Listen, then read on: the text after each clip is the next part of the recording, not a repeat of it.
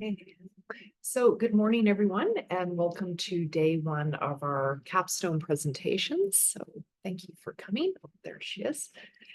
So we're just going to start with opening chants to get us kind of settled and in the mode, and to honor the lineage that we are all connected to, the Krishnamacharya lineage.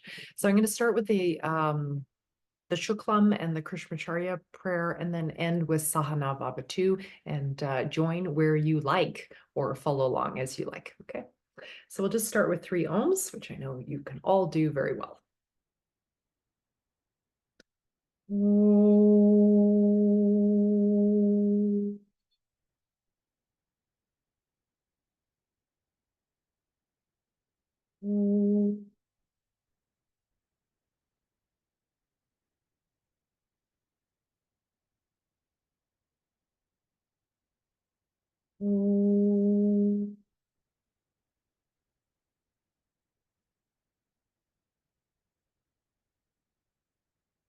Shuklam Bharataram Vishnu Shashivanam Chaturabhujam Prasanna Vadanam Dhyayet Sarva Vignopashantaye.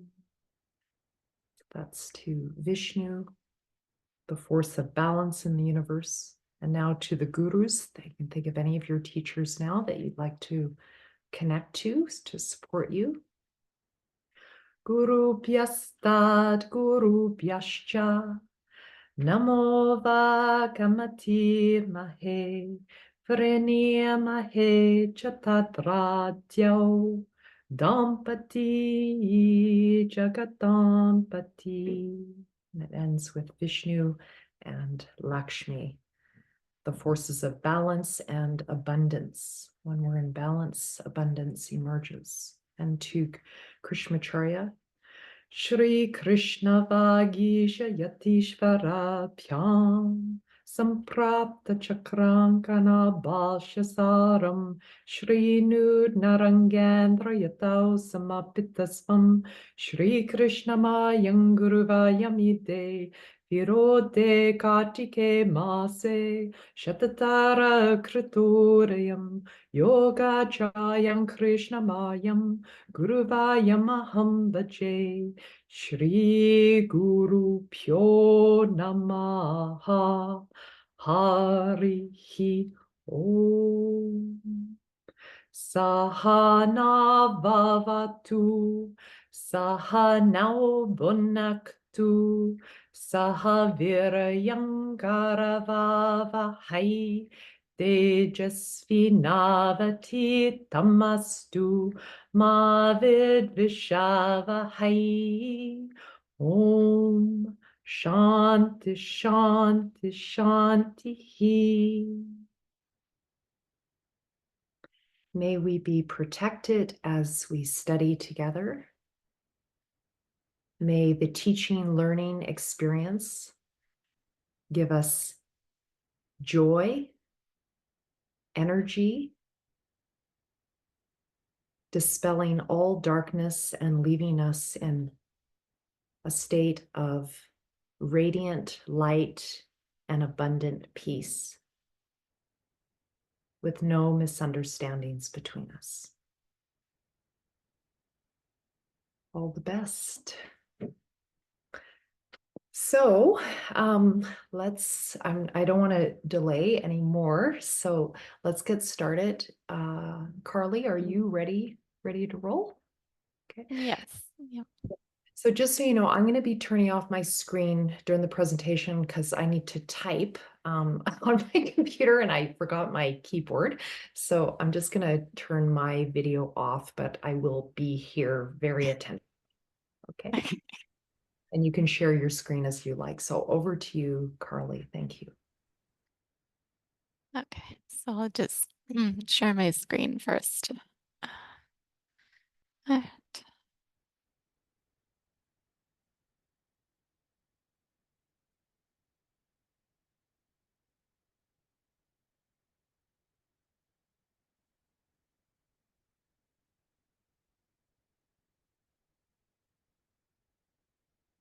Okay, so you can see this fine, right?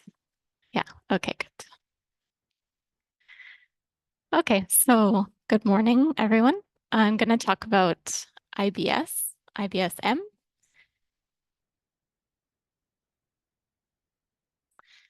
So what is IBS? Just a reminder, irritable bowel syndrome. So first of all, we should see that it's a syndrome. So a syndrome is always a cluster of symptoms. So it's not the same for everyone. There's a mixture of different things they could have. It's also a functional disorder. So this means there's not any tissue damage in the intestine. So it's an issue in the nervous system. And in IBD, that's in contrast to IBD, inflammatory bowel disease like Crohn's or ulcerative colitis, which there is actually tissue damage that we see. And it's an inflammatory condition. So it's inflammatory there. And in irritable bowel, well, it's irritable bowel. So some differences. Hmm. So what are the diagnostic criteria? Pain once a week for at least 3 months. And that's changed over time that it's pain, not discomfort. So it used to be also discomfort included in the criteria. Now it's only pain. And the pain is associated with evacuation. So it either improves or worsens. That's also a change. So it used to be that it improves, and now it could improve or worsen in the criteria. And there's some more changes in the criteria, but those are the most important ones that I'll highlight. And you could see the appendix for more on that. There's irregular bowels 25% of the time, according to the Bristol stool chart. And this determines the classification, whether it's C, D, M, or U. So the case we're talking about today is a mixed case between alternating between constipation and diarrhea. So here's the prevalence. 11% of the world population have IBS. You see the countries in which it's more prevalent in the darker colors. They don't know why. In the research, it says they haven't conclusion to that. And it's 2 times higher in women than in men, which is true of most functional disorders. IBS-C is more common in women and IBS-D more common in men. So it definitely has an effect on daily living. In any case, it's a little bit different depending. Usually in IBS-D, it's more avoidance of activities outside of the home. You could see why, because you need to have a washroom close by, maybe. In IBS-C, it's more interpersonal impairment, like feeling self-conscious, with sex, with difficulty concentrating. Conventional treatments are often antidepressants to control motility, so either to make it faster or slower. The most common for psychological kind of therapy is cognitive behavioral therapy. Elimination diets are often used. FODMAP is seems to be the most successful one according to the research. So that's just certain types of carbohydrates that are in different foods that they eliminate. Walking and moderate physical activity also alone improves microbiome and can have a good impact on improving IBS as well. So there's definitely psychological and emotional factors in IBS, both kind of leading to it and probably also as a cause of it also, or an effect of it. So anxiety and depression and diarrhea tends to be moderate to severe depression, and constipation, it's a more mild form. We'll see a little bit more on why that might be after. So loneliness, lack of social support are also factors. And yeah, also a very interesting one here, ambivalence of emotional expression, which is correlated with higher pain levels, not just in IBS, but in other conditions as well, it seems. Of course, this could be caused by many different things. One could be emotional abuse, which leads to feelings of self-blame and self-silencing. Yeah, so there's a dysregulation of the nervous system in IBS due to all these emotional psychological factors we listed, to lifestyle, sleep, diet, overuse of antibiotics, overworking, general stress. All this disrupts the microbiome and causes dysregulation. Another cause could be adverse childhood experiences, abuse, neglect, unpredictable family environments, or a dysregulated caretaker, which is out of sync with the child. Even vicarious trauma can invoke IBS symptoms. This was a research study done on mice that showed that. And stress during pregnancy can impact vagal nerve function as well.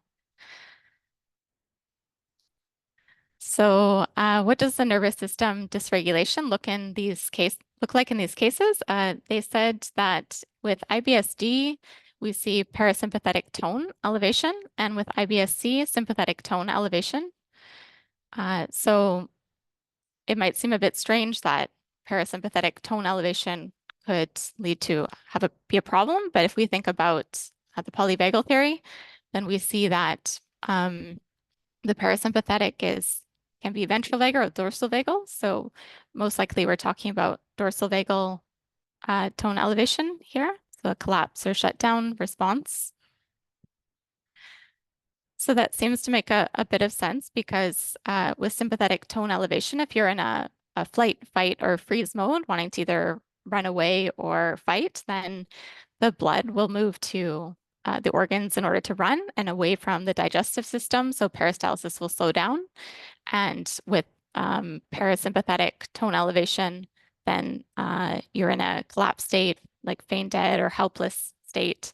You're not going to run. So the blood would move back towards the digestive system and you'd have increased peristalsis. This could also explain why there's more severe depression, perhaps in IBSD, with the dorsal vagal more active, and dissociation, numbness is associated with this, and in sympathetic, more anxiety, hypervigilance. So there was a couple of studies I found in the research using Iyengar yoga, specifically for IBSD. And they applied this theory or this understanding that I just explained about the system. So if IBSD is more parasympathetic, then they wanted to bring the sympathetic system more online. So they did more back bends. They were restorative in one study, and another one they used all types of back bends, like even Dhanurasana are more strengthening ones. But also it should be noted these participants were youth, so maybe it's not as activating for youth than it would be for older adults, for example. They used Surya Nadi Pranayam, inhale, exhale, right nostril, instead of inhale, right, exhale, left, which would be even more activating. So they purposely chose Surya Nadi instead because they just wanted to activate a little bit. And they used inversions in both studies. Sarvangasana, Viparita Karani in one study, more like cooling types, and then all different types in the other one, but they were supported by ropes and chairs in these cases. So you can see a little bit of a contradiction perhaps here between what we studied in yoga with yoga therapy based on Ayurveda, that we would consider IBSD as a hyper condition having high agni, so you would want to downregulate, whereas they were talking about this being too much parasympathetic and to upregulate a little bit. So like we would use a cooling pranayam, and they were using a more warming one. IBSC for us, we talked about it being a hypo condition, having low agni. So it's still a Langana type practice, but some upregulation, like holds after inhale to fan the fire, or even Surya Vedana in the acute phase. Whereas according to the literature, you might use a cooling breath if you were going to do something for the bringing down the sympathetic tone. So yeah, in Ayurveda, they say that the Vata is erratic, so it definitely involves the nervous system. There's aspects of both Kapha and Pitta, more Pitta in the diarrhea condition. So an imbalance of Vata kapha and pitta lead to ama accumulation and agni imbalance. And sources of ama are incompatible foods not digested properly, or also repressed emotions. So that all kind of fits quite well with what we just saw with the literature on emotions, emotional ambivalence as well. Uh, Other research on yoga for IBS talked about the vagus nerve function being suboptimal, and they used Om chanting in one study for the auricular feedback that can help balance the vagus nerve, diaphragmic breathing for the stretch and compression aspect that can help with the vagus nerve, and laughter yoga as well, which was actually more effective than anxiety medication. And so the aspect of joy, bringing joy into the practice is important. So I just wanted to talk about comorbidities as well, because that's relevant to this condition. So there's a high comorbidity in IBS with fibromyalgia, TMJ, migraines, other chronic pain conditions. So a lot of researchers were asking, is there a common underlying mechanism to them all? Are these like a cluster of symptoms to one syndrome? And they suggested calling this central sensitivity syndrome and defining it as the nervous system dysregulation, which amplifies sensory input, resulting in pain. So things that are not usually painful become painful in these conditions. And the theory they gave about it was perhaps is due to microbiome imbalance that leads to neuroinflammation, so like an immune system response. And as I understood it, like inflammation in the brain, leads to central sensitivity syndrome. And so they were suggesting if you look at these separately, then really the diagnosis just depends on the practitioner's expertise and what the patient's primary complaint is.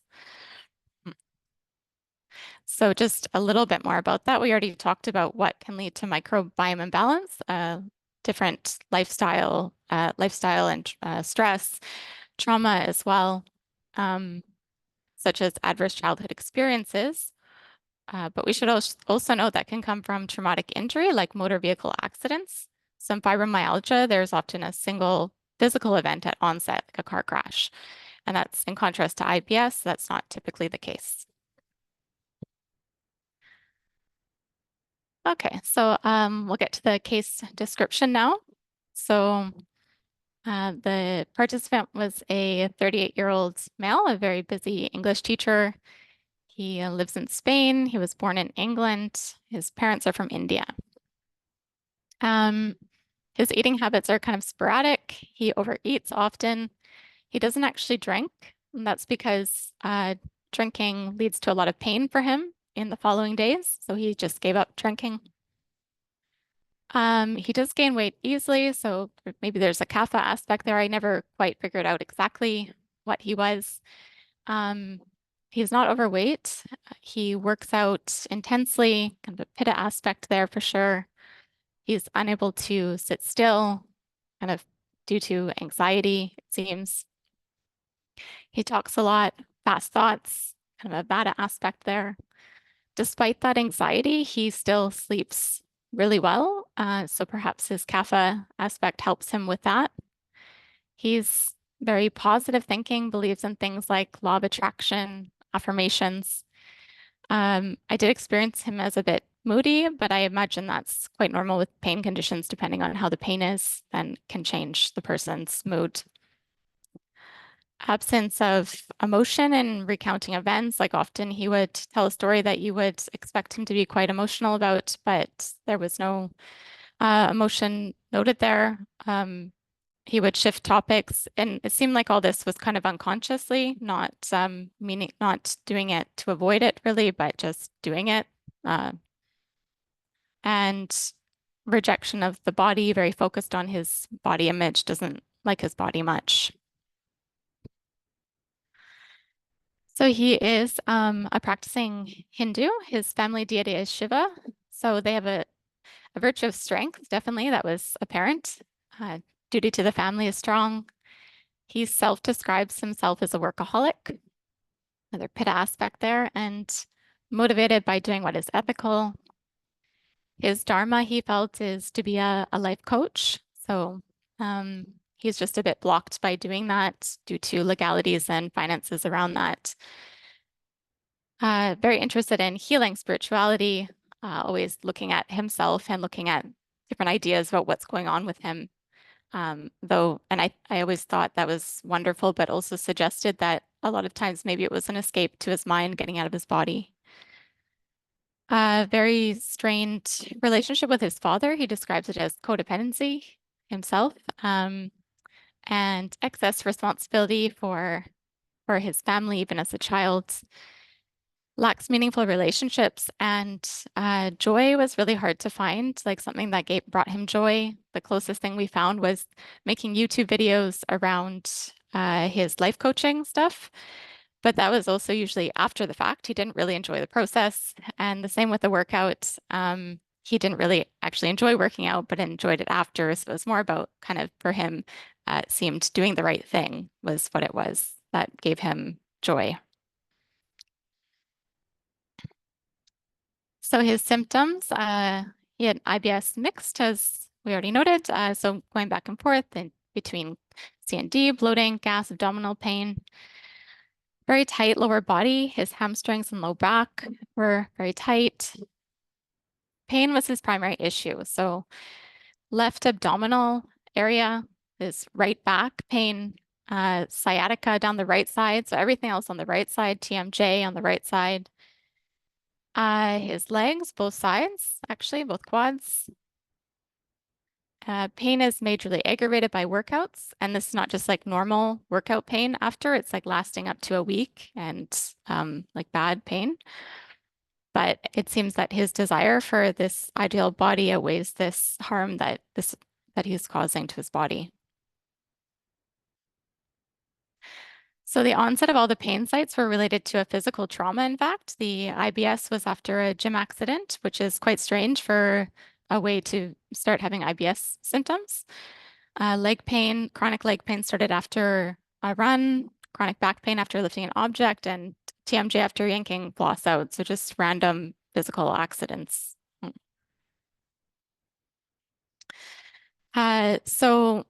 But upon speaking to him, then we talked about that just prior to this first accident, the IBS was the first one of all of those sites.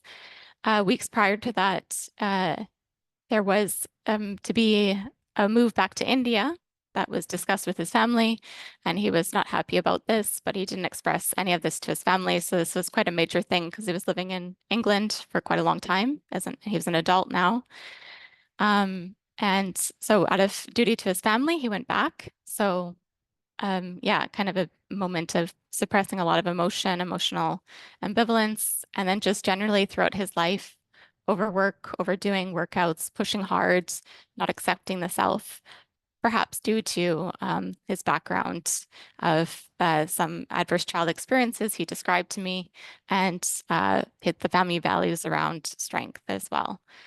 So all of these things perhaps already leading to microbiome imbalance, nervous system disruption. Maybe the cup is just at its limit. So this is all just ideas, that perhaps the gym injury just kind of tips the balance and to a centrally sensitized system, setting the stage for all the other ones to come and maintaining the issues. So what is the state of his nervous system? Well, he has IBS-M. We talked about IBS-C being sympathetic tone elevation and IBS-D being parasympathetic tone elevation. So he would, I suppose, go back and forth between these two states. And it seemed perhaps in the sympathetic, so freeze, which is also a sympathetic response because you want to do something, but you just can't. So wanting to express certain emotions, but suppressing them, creating like stuck energy. Maybe this tightness in the low body is partly from that, and leading to pain. And so built up feelings, sensations, perhaps leading to overwhelm, and then this total overwhelm leading to like a collapse of the system, then going into the opposite, into dorsal vagal collapse, shut down, then just repressing. So repression being different from suppression, where it becomes unconscious then, feeling nothing, disconnect, and helping this, numbing the self out, overeating, for example. So we took these baseline and outcome measures. I'm just going to speak to the objective measures that we took. So we did severity of abdominal symptoms and pain using the IBSSS, Irritable Bowel Syndrome Severity Scores.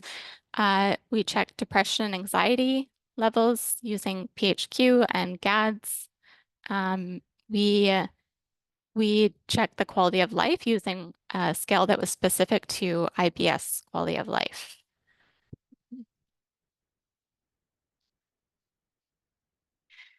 So our treatment goals, first step was to pacify the symptoms. So we wanted to try to bring down IBS symptoms, decrease the pain, improve flexibility in the hamstrings and low back. And then as a second step, work on the root cause, the repressed emotions, disconnect from the body, overdoing, joy and dharma, trying to increase the joy and dharma. So the first practice that we created was basically, the idea I had was like just a counter to his lifestyle, just a calm, slow, gentle practice, trying to bring the parasympathetic more online to reduce these symptoms. And so the practice components that I used were the ones that seemed to overlap in both the literature and yoga therapy, that there wasn't any contradiction there, using inversions, semi-inversions, just gentle, relaxing ones like Viparita Karani and Adho Mukha with a chair, wall Uttanasana, just hanging there. Doing Om chanting, as we saw in the literature, the moving of the diaphragm with different postures, using side bends, as we've learned is important for IBS, any type of case. We just avoided doing full twists or full folds, not to aggravate the diarrhea, not putting pressure on the belly. We also, of course, made lifestyle and food recommendations, but I put those in the appendix for time purpose. So very shortly into this, though, our bhavana shifted to just focus on pain reduction, because even these postures like Viparita Karani with the legs up the wall, that was even painful for him, actually. So just stay postures, for some reason, just didn't work for him, that he was just having his legs even up the wall or just, yeah, painful. So remove those and focused on pain guidelines, as well as these four here, but mainly on facial tension and will I pay for this tomorrow? Those ones worked best for him specifically. And then we just chose movements that were easier for him. Options were dependent on the day and where the pain was located, because the pain seemed to also move all the time and be changing. So some days one posture would work and then the next day it wouldn't, and we'd just have to use something different. Nerve flossing, any kind of movement that was considered like a nerve floss type thing worked for him. Really anything in movement was best. Nadi Shodhana. So we used, because there was pain on both sides, so to clear both nadis was the idea behind that.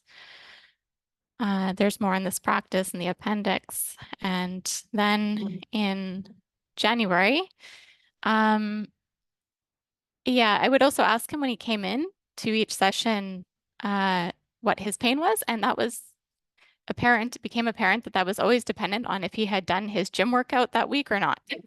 And that was basically the determining factor. So we talked about him modifying his workout, because he would definitely not stop doing it. So to higher reps and less weight. And I encourage this also by actually giving him a stronger yoga practice, in the hopes that perhaps he would do that instead sometimes. And also for adherence sake, because he just wasn't doing the practice that I gave him. Because I think he enjoys more of an active kind of gym thing. So I tried to make his practice more interesting in that way for him. It also actually allowed me to reintegrate things like inversions, like at the wall. Legs up the wall worked for him if it was a strengthening movement. So he would push his feet into the wall and do like a bridge on the wall, and that didn't cause him any pain somehow. So yeah, so we did that.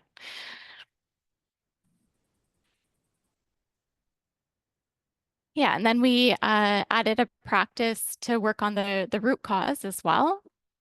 So the repressed emotions, perhaps stored in the body, using Peter Levine's work. And so Peter Levine talks about resourcing, connecting first. The first thing is to connect to a resilient state, using grounding practices, and creating safety through voice prosody. For example, you can't just say like to the person that you are safe. It's like the voice prosody that helps create that safety, is what Peter Levine explains. And pendulation, we use pendulation after that. So moving between that resilient state and discomfort, so pain and non-pain areas. And his pain was, yeah, usually on one side or the other. So for example, moving from the left abdomen to the right, and then noticing differences. And then moving between positive memories and negative memories, but connected to the body sensation. So trying to get him always to come back to the body sensation, not just go on with the thinking about the memory. And we did this in a titrated way. So starting with less negative memories and sensations and slowly progressing. We didn't really get to the progressing part because this is just the last month of the practice, but just starting with something pretty simple. Yeah. We closed with Om chant with a head to get gesture and think surrender to Shiva because that's the deity of his family. Okay, so the results then. The IBS symptoms, so the days with pain and pain severity, you can see the baseline in the first one, and then it goes way down in February and then back to baseline at the very end. Then with the depression anxiety, it's essentially the same throughout. And then at the very end, it shoots up. And then the quality of life here, it looks like it got worse, but that's actually an improvement. So a lower score is actually better. So it improved.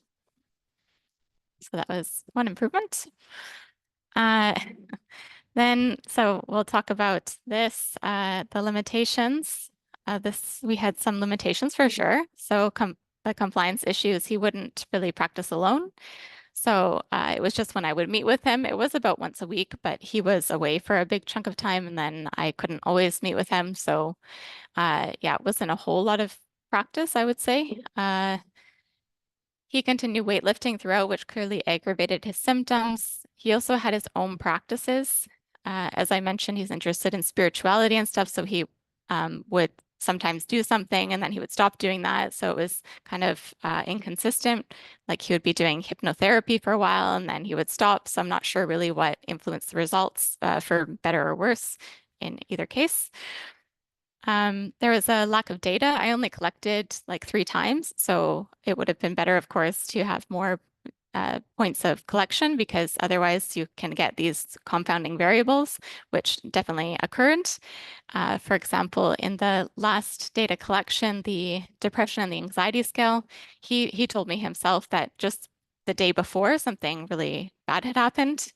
And so that was what it was related to, the scores on the last one. And then where we saw the improvement in February, well, he kind of changed his own pain scale in a way because of this whole positive thinking and law of attraction. He was really working with that idea at that time. And so that's what he actually attributed the difference to there. So really, the limitations don't allow for a definitive conclusion. But the QOL, the quality of life scores, they did improve. I mean, considering the limitations, but maybe he did start to manage his symptoms better. Possibly he had the same symptoms, but management of them was better, possibly. The decrease in days with pain in February, well, again, keeping in mind the limitations, maybe it means nothing, but it does coincide with the new, stronger power yoga practice that I gave him. And if power yoga was helpful, then why was it helpful? There are many reasons I could think of, but engaged his busy mind perhaps to his body more. Maybe it helps him practice doing, but not overdoing. So as opposed to his workout that he was overdoing. Perhaps it was helpful for the collapse aspect. We talked about maybe he's in a freeze, going back and forth freeze collapse. So maybe it helped with that collapse aspect. So yeah, some future directions. Questions left are, why was a calm, slow, still, gentle practice more pain-provoking than a strong one? Is the above related to trauma response? Like in the literature for collapse, it suggests performing suppressed movements like pushing away. So some kind of strengthening movements can be helpful. And for freeze, relax, stretch, gently move the prime movers to release the freeze. So yeah, it could be interesting to know more about yoga as applied to each different trauma response. And then a separate question is, can the contradictions between the literature and yoga therapy and Ayurveda be solved? And I started looking at that and put that in the appendix. So learning outcomes. Yeah, importance of meeting the client where they're at. So although I felt the best thing for him was to start with a gentle, relaxing practice, maybe that wasn't the best approach. Maybe it would have been better to just start with something that he was more motivated to do, like a stronger practice. This case study also showed this link between IBS, fibromyalgia. I mean, I don't know that he has fibromyalgia, but perhaps just this central sensitization syndrome. It just highlighted this connection. No? And finally, it also highlighted the importance of that getting caught in a diagnosis could be quite dangerous. So just basically treat the person in front of you. And then just a quote from the Ayurveda text. One should never feel embarrassed for not knowing the name of a disease, for there is no rule that every disease has a name. Okay, and that's it. Thank you. So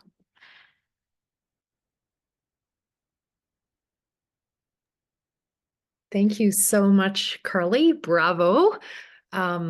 It's so wonderful because, you know, this has been a process, which is my passion of education, is that, you know, by the time you get to this, all the work has been done. There's been a lot of feedback. There's been a lot of discussion, and this is just summing up your knowledge of that and all that experience and integrating the feedback. And this was a great example of that. Bravo, every single thing we talked about over the past 8 months and that you took so to heart, as you do, Carly, was well integrated, well explored, beautifully presented, and thank you so much for giving us a strong start. Are there any questions or comments from others before Tracy and I give some more specific feedback? And Tracy, did you want to start with anything? I have a number of comments, and I guess I have one question that I might ask before the comments, if that's okay. Yeah, go ahead. I was just curious about your thoughts about endorphins, you know, in terms of perhaps why those harder workouts were more, you know, he seems to have, am I correct in remembering this, that he had less pain with the more intensive workouts than the gentle movements? Yeah, that's right. Yeah, he had less pain. So yeah, that's a good possibility, I think, that you're mentioning. Yeah, that maybe it's the endorphins. Yeah, I didn't even think of that. Yeah. Maybe it's giving him that joy component that he's missing. Yeah. Maybe I'll just quick go through my comments, Maggie. Sure, go ahead. Sure. Okay. Yeah, I thought it was excellent, very reflective and insightful. And I really liked how you approached it with this sense of curiosity. It's very easy to become defensive. We have this confirmation bias. We want it to work, right? And to keep our minds open and continue to learn. I thought that was really great how you were so clearly approaching it that way. Thanks for being clear about a syndrome and the difference between that. I thought you had some really good insights like that study where the subjects were youths, so that might have influenced that level of activation. That's such a good way to approach research, is always with that discriminating mind of, there are other variables. You differentiated the C and D quite well, because that was new learning for me, much of that. I thought it was interesting to consider that an injury can upset one's microbiome, and it makes sense. But in his case, that it sounds like that really may have been one of the key triggers. You explained your case well, good outcome measures, treatment goals. Interesting approach, that you decided to start with pacifying symptoms and then work on the root cause. And it's, as a physio, I tend to instead always try to get to that root cause and approach it that way. But I think it really does make sense in the IBS world to build some trust, build some confidence, see if you can pacify those symptoms. So I thought that was interesting that you did that. If you want to speak to that, I've only got 2 other points. I liked that you decided to make his practice more challenging to see if you could imitate that gym experience so he gets more compliant. And I also thought you did a great job outlining the limitations. So you kind of reflected on how more definitive conclusion might have been reached if various things. So that I loved that kind of reflection. All good. Thank you. Thanks, Maybe Tracy. maybe I'll give my feedback now, unless Carly, you wanted to ask anything of Tracy. I'll comment on the symptom root cause thing. Okay. Okay, sure. Yeah. Mhm. All right. So I don't have too much to add. Really well done. Thank you for really exploring the polyvagal theory so well, and working with, the research that we talked about, the sort of latest ideas on that, and how that does seem to contradict Krishnamacharya and Ayurveda's teachings on diarrhea and constipation.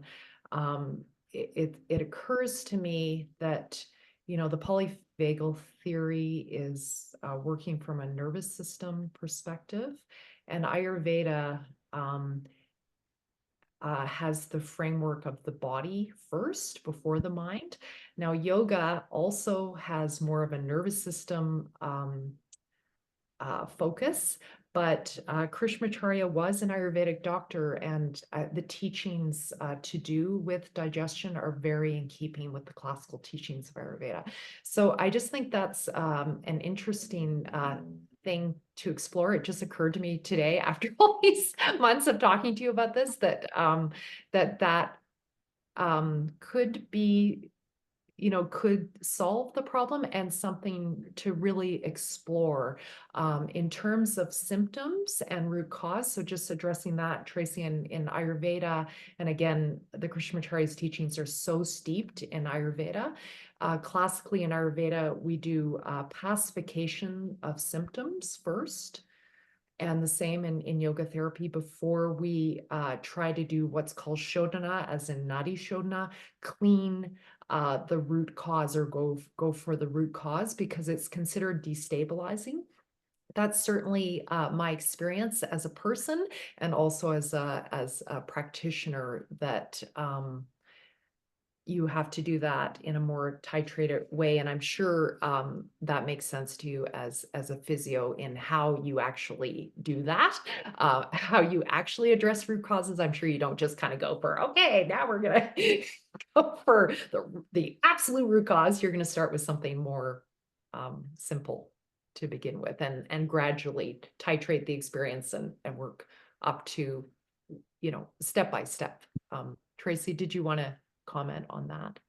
Does that make sense? No, that makes sense. And I mean, thinking it through, I mean, we would always be treating spasm and symptoms and those sort of things. So yeah, no, that's fair. Yeah. So anyway, it's something to continue to discuss. That curious mind, keeping open, looking at all things, and not getting caught in frameworks or perspectives. So yeah, I really appreciated that, because Carly worked very, very hard on that piece, and it caused her a fair amount of suffering, but you got there. So well done.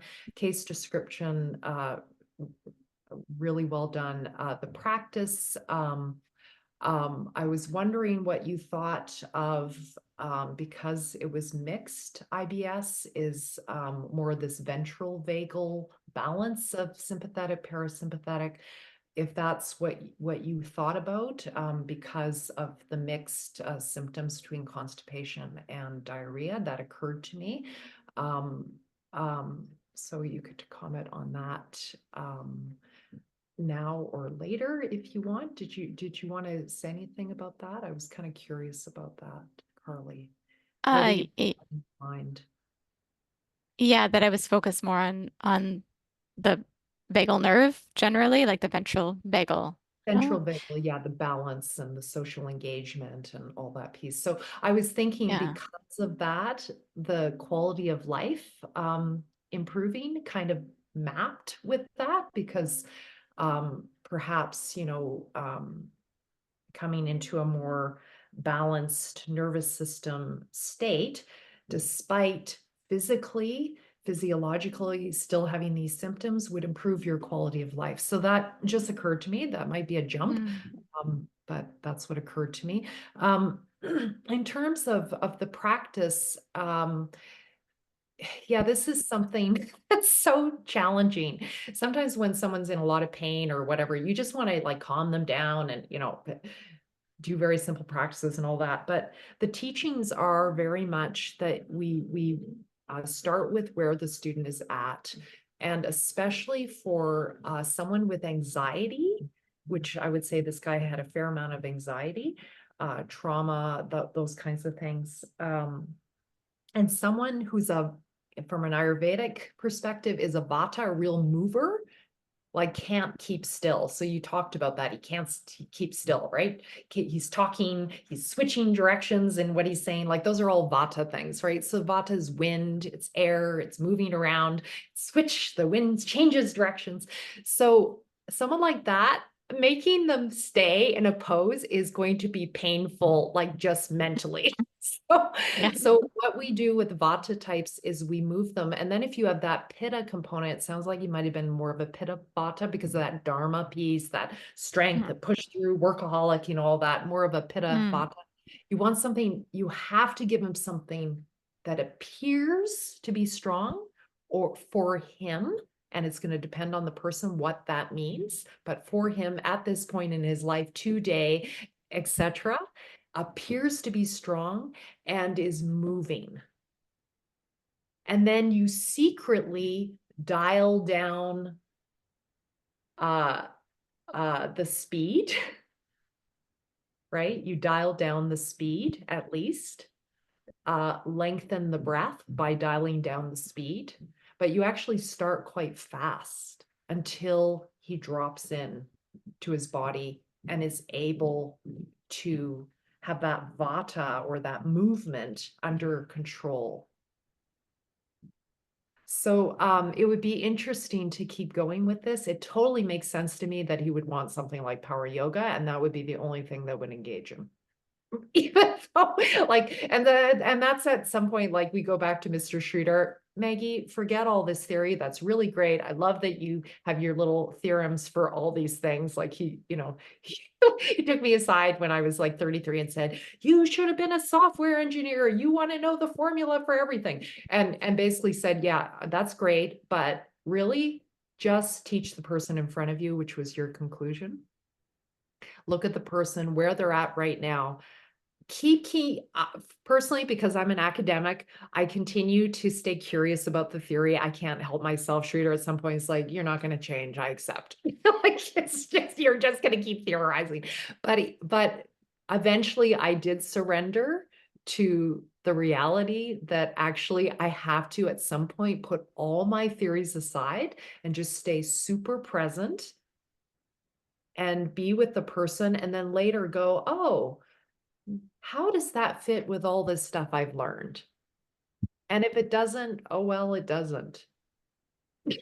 So I think you came to the same conclusion, but And I'm just saying this as a general teacher for teaching for all of us, right? Including myself, because as you know, I love theory. Just, the best thing we can do is do our practice, be super present. And of course, not to be idealistic or unrealistic. All the studies we've done have informed our intuition, right? I mean, that gives us a whole huge bank of information, context that we're able to pull from more intuitively the longer we've practiced as a practitioner. That implicit learning in cog psych, right? Yeah, versus explicit. Okay, so that's basically the big part of my feedback.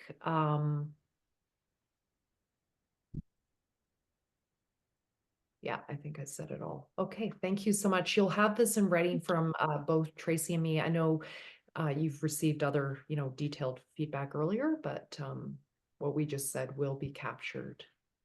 Are there any comments from other students or questions before we take our break? We're a little off schedule, but that's why the break is actually so long, because I have a little buffer time. I just wanted to say that I really enjoyed your presentation, Carly. That was very informative and educational. And I really like how you thought about the systemic and familial factors at play and kind of connected that to some of his fluctuations and his symptoms. And yeah, it just kind of struck me. Did you feel when you were working with him that he had sort of a lot of like psychological rigidity in his thinking, like just very kind of black and white thinking? Mm,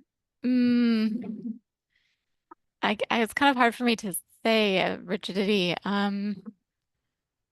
I mean, I feel like, yeah, it was very Vata, so it was changing a lot, but like sometimes I would suggest something and he would be like, yeah, maybe not so rigid, no, because I would suggest something and he might say like, oh yeah, yeah, yeah. Mm. And then the next week he would be like, no, no, no, no, not Okay, that. yeah, So I don't know. Yeah. Maybe sometimes though, yeah. interesting. Yeah, yeah, I was just curious. Yeah.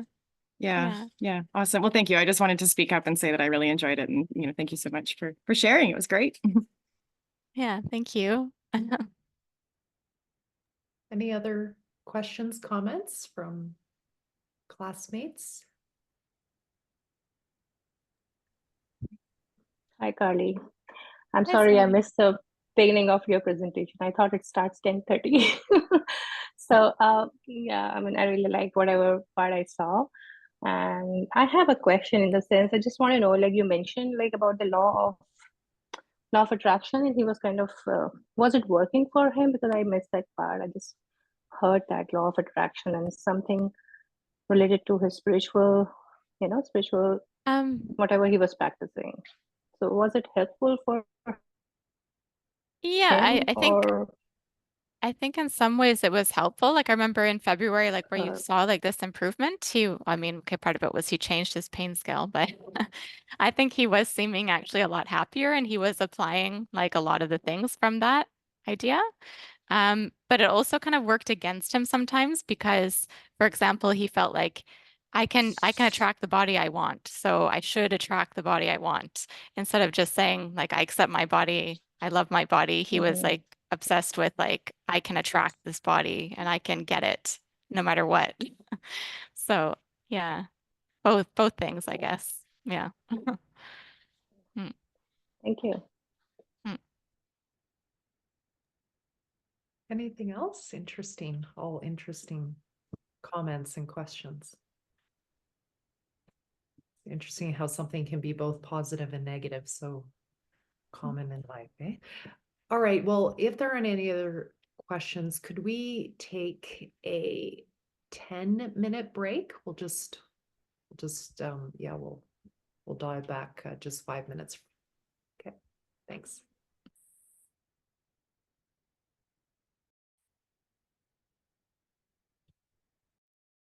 Okay, good morning, good afternoon, everybody. Nice to see you.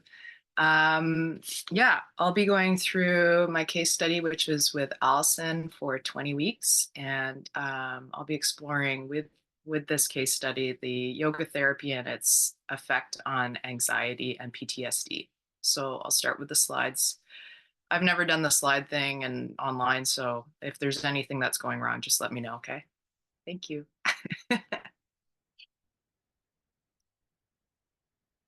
Okay.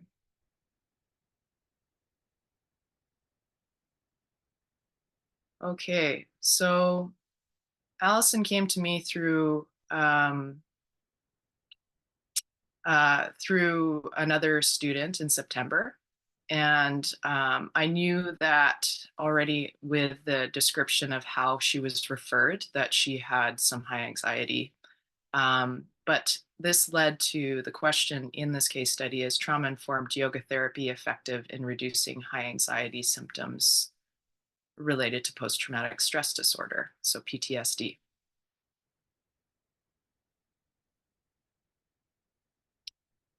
PTSD is caused by trauma, and it can be caused by many different events in somebody's life.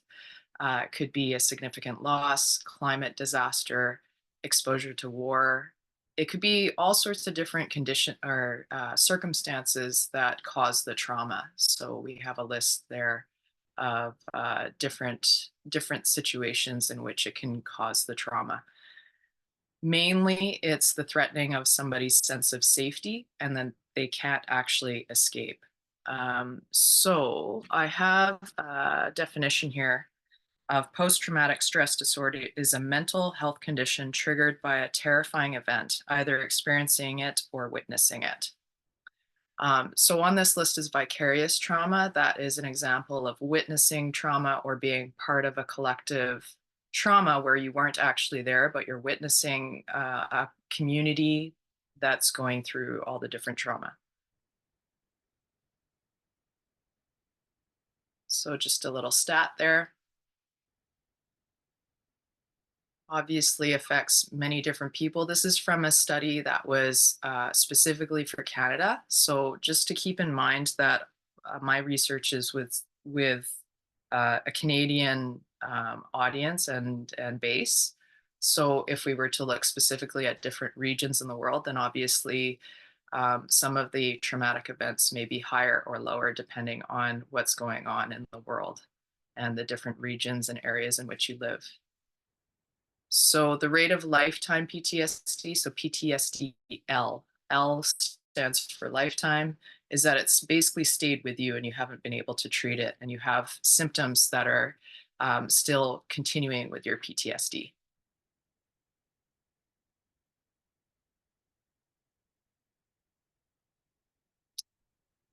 We have the categories of trauma here, and or again in Canada, this is very specific to Canada, and the information I was able to find was for 2008, which is quite outdated, but gives you an idea. So for assault of violence or sexual molestation is quite high, especially for women. And I'm gonna try to pull up the actual findings. So hold on one second. So I switch over. So this gives you more of an idea of the breakdown in which this the statistics of 2008 came through. So just take a moment to take a look at that. One of the most significant things is involved in a major natural disaster or even a motor vehicle accident, or witnessing someone who's been badly injured or killed or is dead.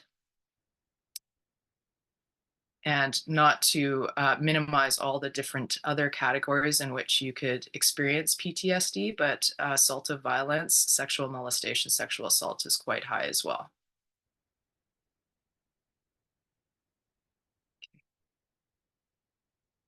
I'm going to switch over. Whoops. Here we go. There we go. Okay.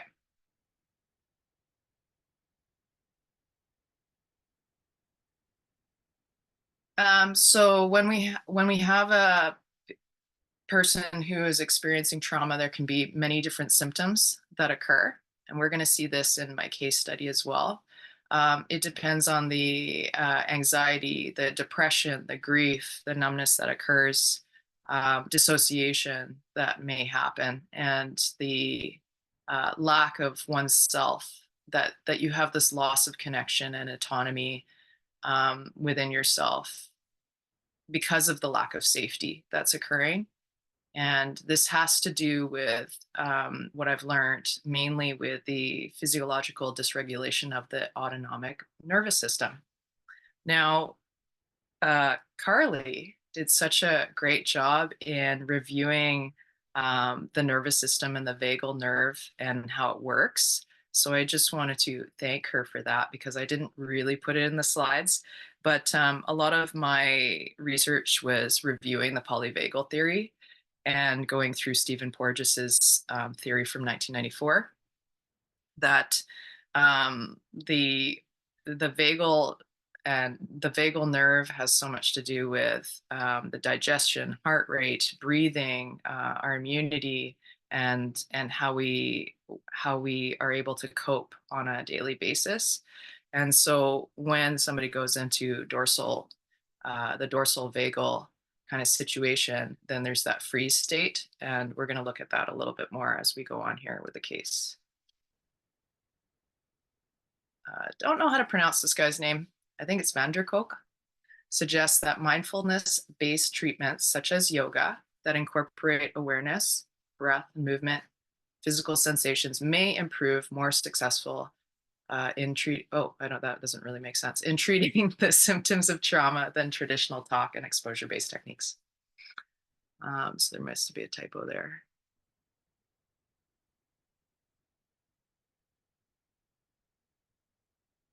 So just to reiterate, his statement there is that the breathing and movement is a way to discover some autonomy and some way to take back control of your emotions that may be overwhelming and causing these symptoms of anxiety, depression, and grief.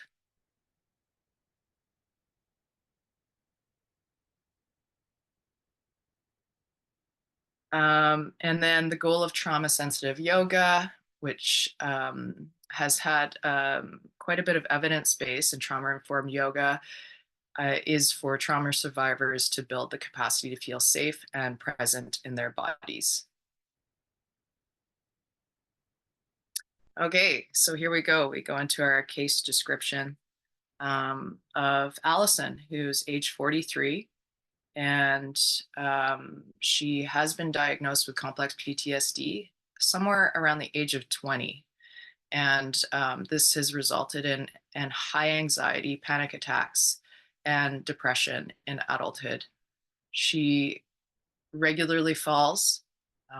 When I met her, she had regularly fallen. This would be like, an example would be walking in a parking lot, and just, she kind of described it as, she gets dizzy and faint, and then she falls.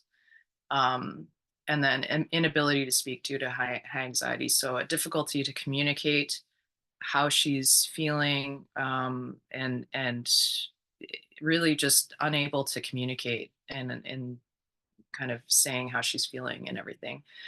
She has two adult daughters. She's single at this time, and her two adult daughters are out of her house and moved out. They live about 5 hours away, both of them. And when I met Allison, she hadn't seen them for a very long time, because it was hard for her to get out of the house without having these anxiety or panic attacks and fear of something that would happen.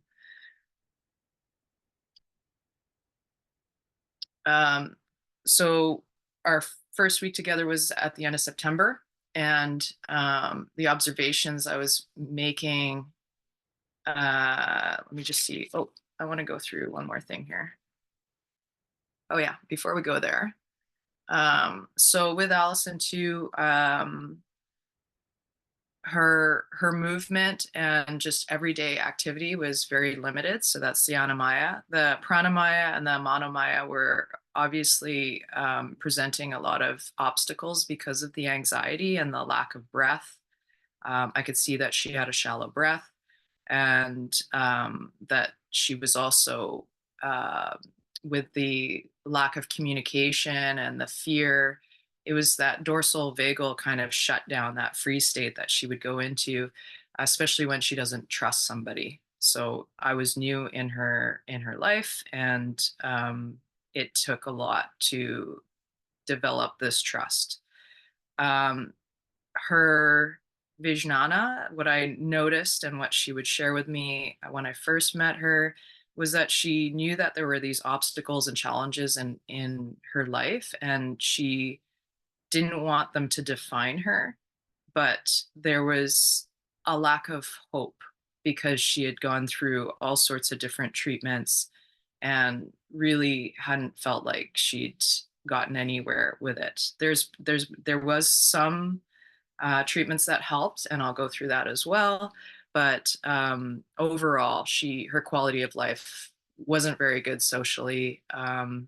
And she really wanted to see her daughters. She really wanted to go out for walks regularly, not fall, and not have this fear and anxiety that was crippling her. So from the Krishnamacharya approach, it was to really meet her where she was at and to observe where she was at. So the first 5 to 6 weeks, it was a very slow process. We were meeting one another for half an hour at a time. And right away, I had to really switch on to the trauma-informed language. And it made sense to do that. I assessed her movement, and she also didn't really move at first for the first 2 to 3 weeks. She would be seated, and we'd discuss what would trigger her panic and fear. And it wasn't until maybe the 4th week that we started moving. But it was clear that arms above the waist or overhead, or even limbs away from the core. So any limbs moving away from the core would instigate this panic or fear. The no-go zone psychologically and physically was definitely supine position, so lying on her back, being on her hands and knees, and even mindful breathing was very, very difficult for her. She'd go into shutdown mode. More on her is that she's a non-smoker. She rarely drinks. She had a good upbringing with one sibling, and her parents are still alive and connected. She has seen a psychiatrist since 2017 regularly, and with her psychiatrist, she learned some resources like body scans, a little bit more connection to her body, but not too much. A lot of it is talk therapy. And she said she's had some advances with the cognitive behavioral therapy, so CBT. And Shen therapy, I don't know much about it, but this is some energy work. And she started to understand that breathing was a part of her body again with the Shen therapist, but she only saw her for about a year. And then medications, we didn't go into them too much because I don't understand them, but yes, she's on medication to reduce anxiety, and other medications too that I didn't know what they were. I don't actually know her trauma that she experienced to this day. I have no idea, but I can I have a bit of an idea just based on observation that it may be some sort of sexual molestation or assault, but we never discussed it. And then she had said that she binge eats on unhealthy food and she has poor sleep. Strategies we came up with together, always having a sense of choice and option was reiterated, and we decided that weekly 30-minute sessions and consistency was really important, that she didn't want to miss any weeks. And if she did, then she understands that holidays come into play and stuff like that. But just to have some consistency was really, really important to her and to build reliability and trust. So this was, we just finished our last session last Sunday and started at the end of September. So we have some baseline measurements for her. Washing hair, these are things that had caused some major panic attacks, like leading to shutdown mode. So washing hair, opening a cupboard for tea, walks in the neighborhood, and obviously the falls were something that were happening regularly. And yeah, even loading the dishwasher at the bottom and the top level would cause panics. So this was my approach, was all the training we had in the trauma informed aspect of delivering yoga therapy with the traditions of Krishnamacharya. So invitational language, offer of choice, safe space. Definitely meet Allison where she's at and move very, very slowly.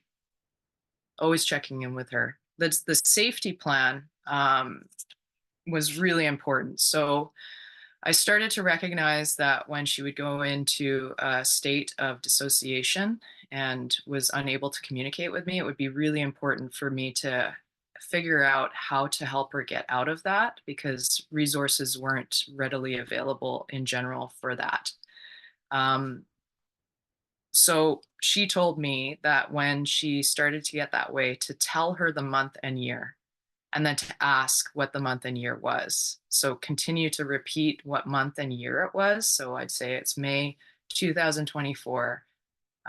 What's the month? What is the year? And then she would have to repeat it. And then I always had her emergency contact on hand. Every time I met her, I have that phone number readily available.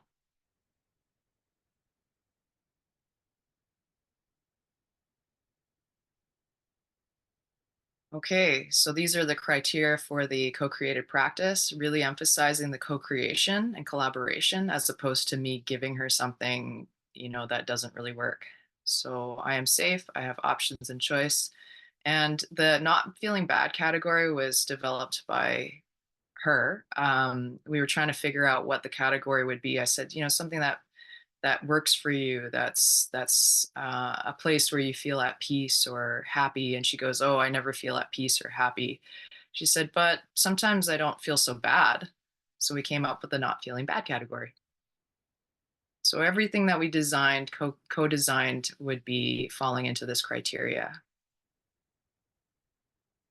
And also, just to reiterate, my approach was not to really know about the root cause or treat a root cause.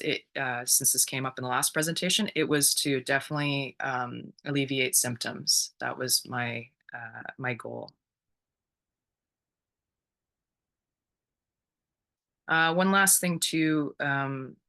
One thing that I noticed when in observation, I'll toss around the Sanskrit names, but I wouldn't do this with her, but for the sake of this presentation. So she definitely has a kapha type of body and a vata mind. Her mind is kind of all over the place, and she had said that that's what the case was.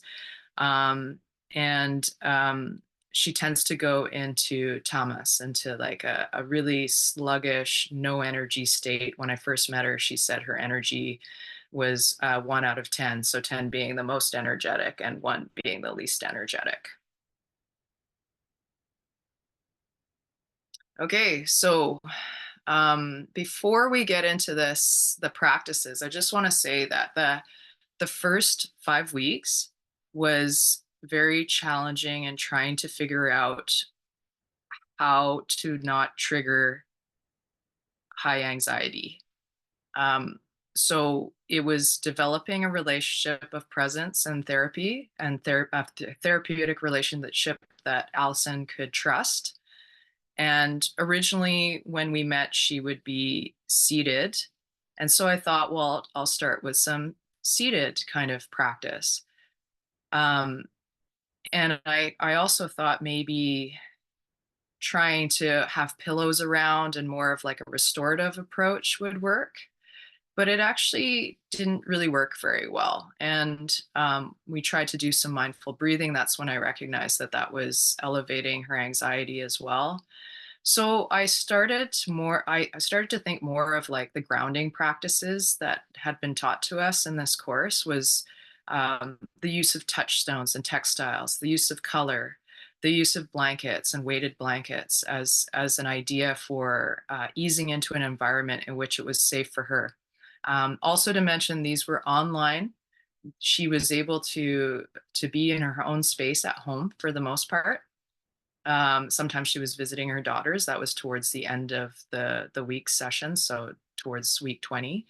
But she was always at home. So she had found out by week 6 that it was better to be in the kitchen instead of the living room or another room.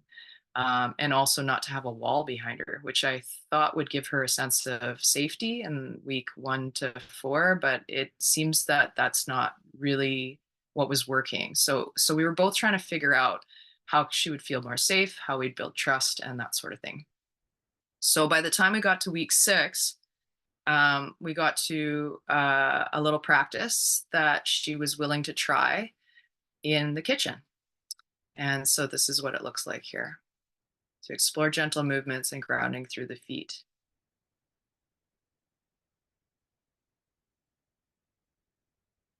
Whenever she did the chest openers, it was very, very difficult for her.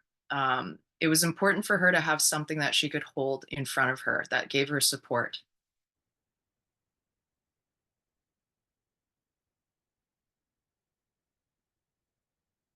And moving through to the next practice the following week, trying to move her legs in number 7 there, move her legs a little farther away from her core, because we started to recognize that the arm movements were harder for her to explore than the legs. So I thought, let's move the legs to get the body moving. You'll notice that there's no signaling of where to inhale and exhale. That's done on purpose because the breathing was too much for her it was too overwhelming. So it was just focusing on gentle movements and the idea of what is comforting and what is discomfort for her.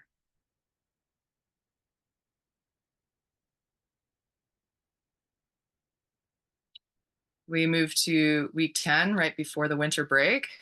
And there's been a little more going on here. What we had discovered is for resources in which she can self-regulate.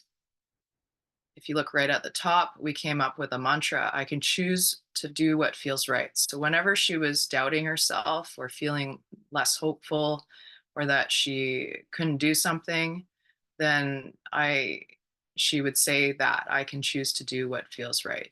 So she's gaining her own sense of self again. And then we also discovered that the resources to regulate her nervous system and bring down that freeze state, she could do tree pose, heel raises, clasp her hands at her chest, and visualize a blue protective shield. So she could do all of them or one of those, and they tend to work to this day. So we figured that out by week 10. And these were all new to her and new to me as well, to learn that about her.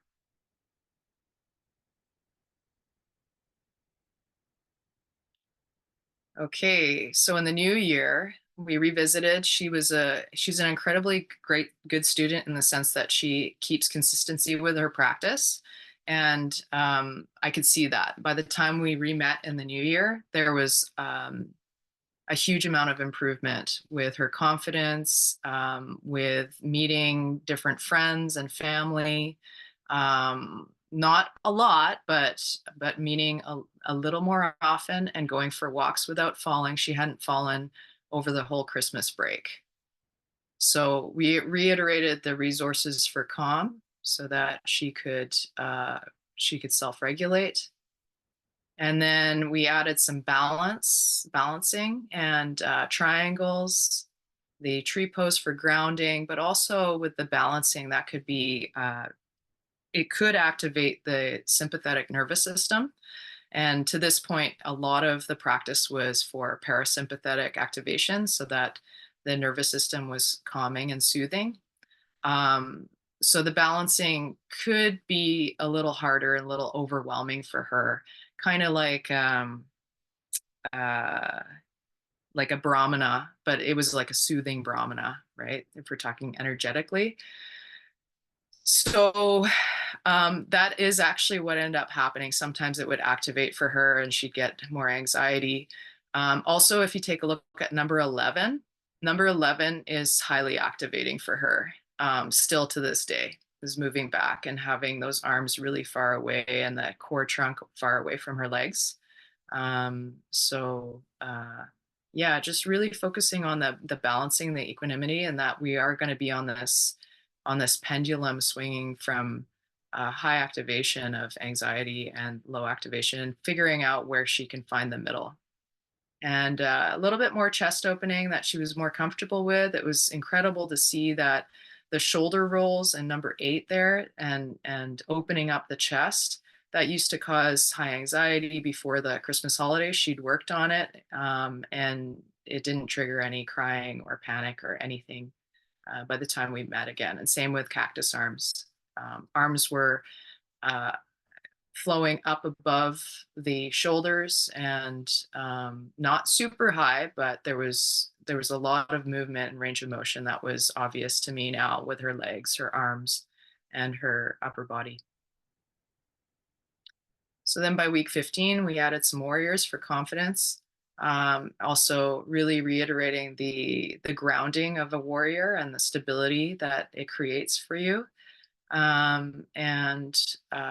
We tried that. She started to notice that her lower back was feeling pinched. So we were trying to make some modifications, and you'll see in week 16, number 6, the warriors there, I have her body leaning forward to really focus on the length from the back edge of the back foot to the head. And that has been very good for her. She feels the energy flowing through as well, instead of going up and down with the trunk. And then we had a major breakthrough last Sunday. It was awesome to see her work through the warriors, which is overwhelming for her, and go a little bit deeper into them. But it caused activation in her sympathetic nervous system. And so she was starting to panic. And I could see the anxiety getting higher and higher, with a little bit of dissociation, which I hadn't seen since the beginning of the new year. And she self-regulated right in front of my eyes. She used all the different resources that we had explored over the course of the whole 20 weeks, and she was able to come back. So if her anxiety level was at like an 8 out of 10, so 10 being the highest and then 1 being the lowest, then she was able to bring it down to like a 5 or a 4. And this was within 5 minutes. And I saw her go from panic, crying, to self-regulating, being able to communicate again, and then trying the warriors again, and then modifying her practice so that she felt she could finish it. All right, so outcome measures, we used the anxiety scale. So each time I met her, I asked her, it was subjective for her to tell me what her anxiety level was from 1 to 10. And then at the end, we would also revisit the anxiety scale. We did a color identification chart. This was designed together because there were a lot of different assessment tools that I was seeing if she could participate in, and it was too overwhelming for her. So I said, well, why don't we just keep it simple? Like, why don't we ask, what the color is that you associate with before and at the end of your class? We did find some interesting findings there.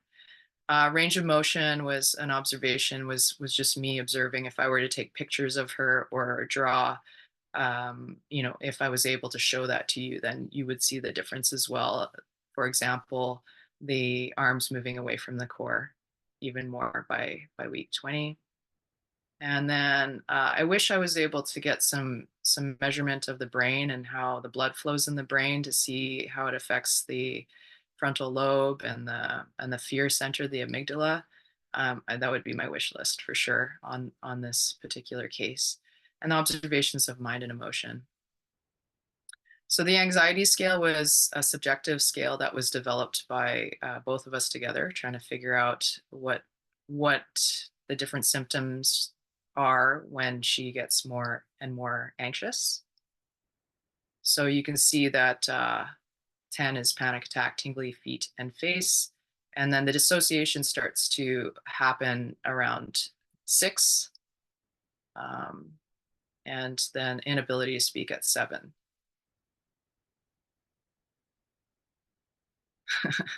So this chart is basically to show that by the time we had gained trust at week 6, there was a little bit of a anxiety peak there, but then it starts to go down as we work together a little bit more. And by the end of class, especially towards the end of week 15 and farther on as we're working together, we noticed a big difference between the beginning of classes being higher anxiety and the end of class being lower anxiety. And then this color chart, we observed increases in yellow and green, especially orange in the new year, whereas in the fall, she associated more with grays and blacks. And yeah, grays and blacks kind of identified as anxiety and disconnection. And then the yellows and greens were more of like an inner calm and cheerful kind of feeling. So that improved as well.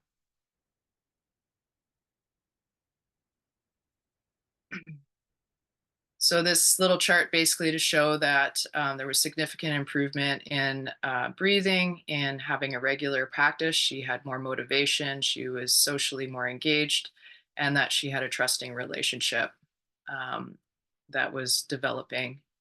And the belly breathing was something very significant after week 10 she was able to connect to. And here we go, functional outcome measurements. We have her washing hair without panic attacks, reaching cupboards without anxiety, walking around the park with her family and friends, no more frequent falls, and improvement of upper body range of motion. And this is my wish list if we were able to do some measurements in the lab for this particular case study. That would be incredibly beneficial.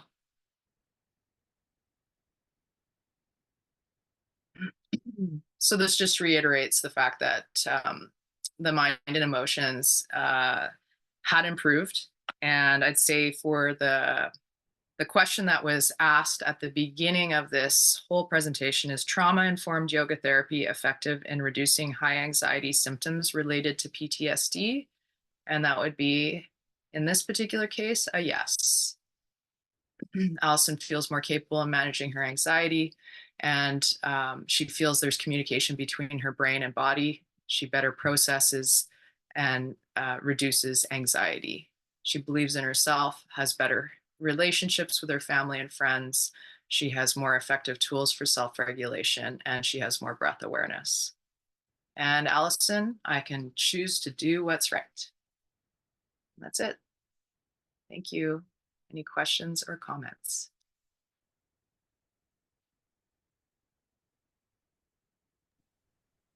Thank you so much, Maya. That was another excellent presentation, very thoughtful and well presented. Really nice way of displaying the data.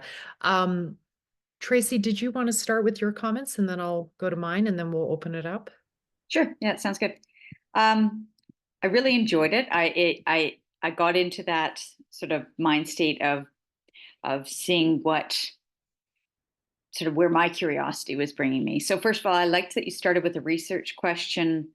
Thanks for explaining vicarious trauma, which I imagine is all too common. And I think it's really wise that you focused on Canadian research because we know that cultural factors can impact, response to trauma. And in some developing countries, there's such high dosages of trauma that really I think you need to have that Canadian lens.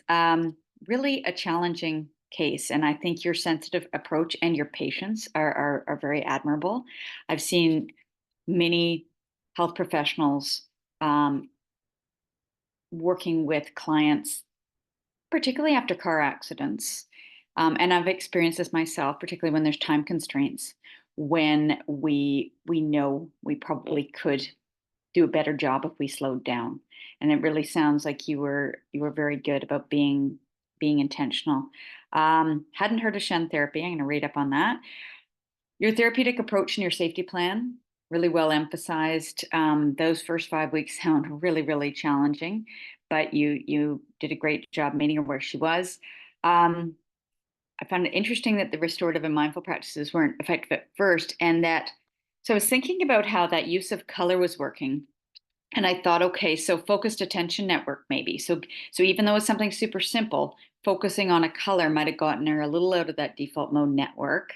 Then I was thinking about your weighted blanket, and how we know that's quite effective for anxiety. And I wondered about cuff weights on her ankles for some of those standing poses later, like the warrior, or a weighted vest, right? Just for more grounding and for more of that sort of physical hugging sensation that can be effective.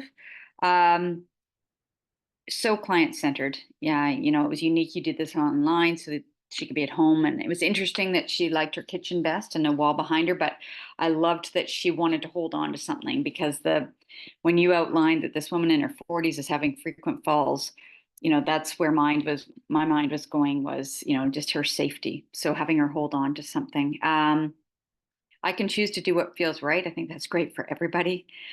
A couple more things. Great that you had that self-regulating breakthrough.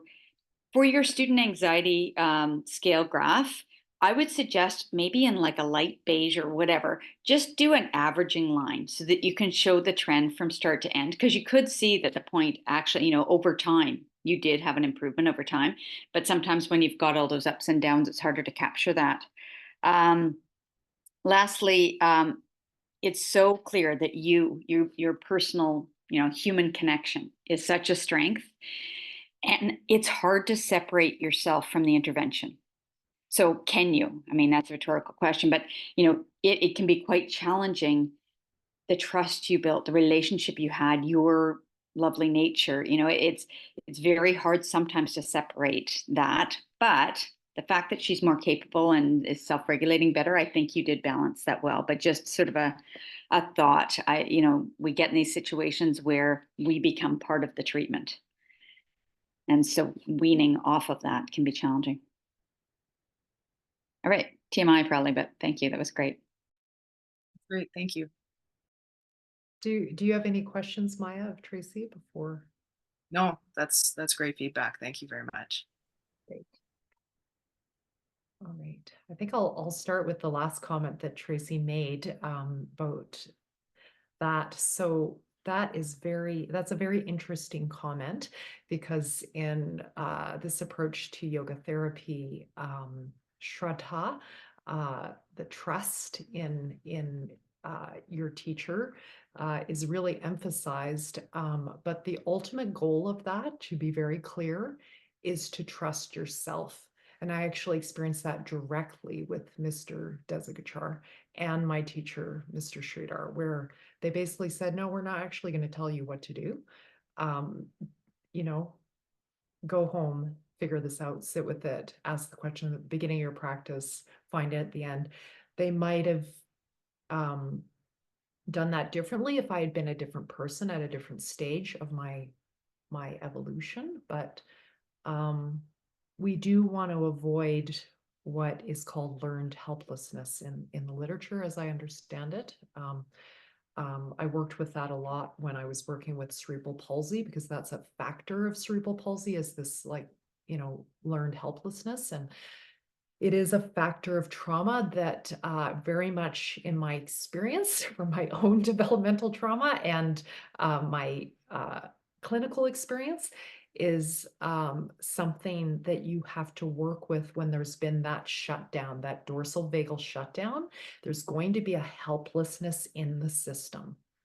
And so how to, as Tracy said, gradually wean the person off, yet remain a force of stability. So it's probably like being a good parent. Tracy, again, you could speak to this, and others in the room who are parents, Swati, Jessica, and I can't remember, Damian. I think that's all the parents in the room. You know, that's part of the job of being a good parent too. So I've experienced that very much with the Sridhars, of in the beginning being, you know, really close, we're taking care of you because of the vulnerability that I came with when I was 30. And then like now, yeah, I'm not even writing down your practice for you. Just, you know, give you a few points, go on your way. Yes. I'm not, so please, would you write it down? No, I'm not writing it down. So I think that's a journey. And the idea is it's a long-term practice, long-term relationship. That long-term relationship includes being there at the right amount, at the right time. And there can be a change in and out of that according to what's going on in the person's life, where, you know, as a teacher, you come closer when the person is vulnerable, and when they're back on their feet, you back away.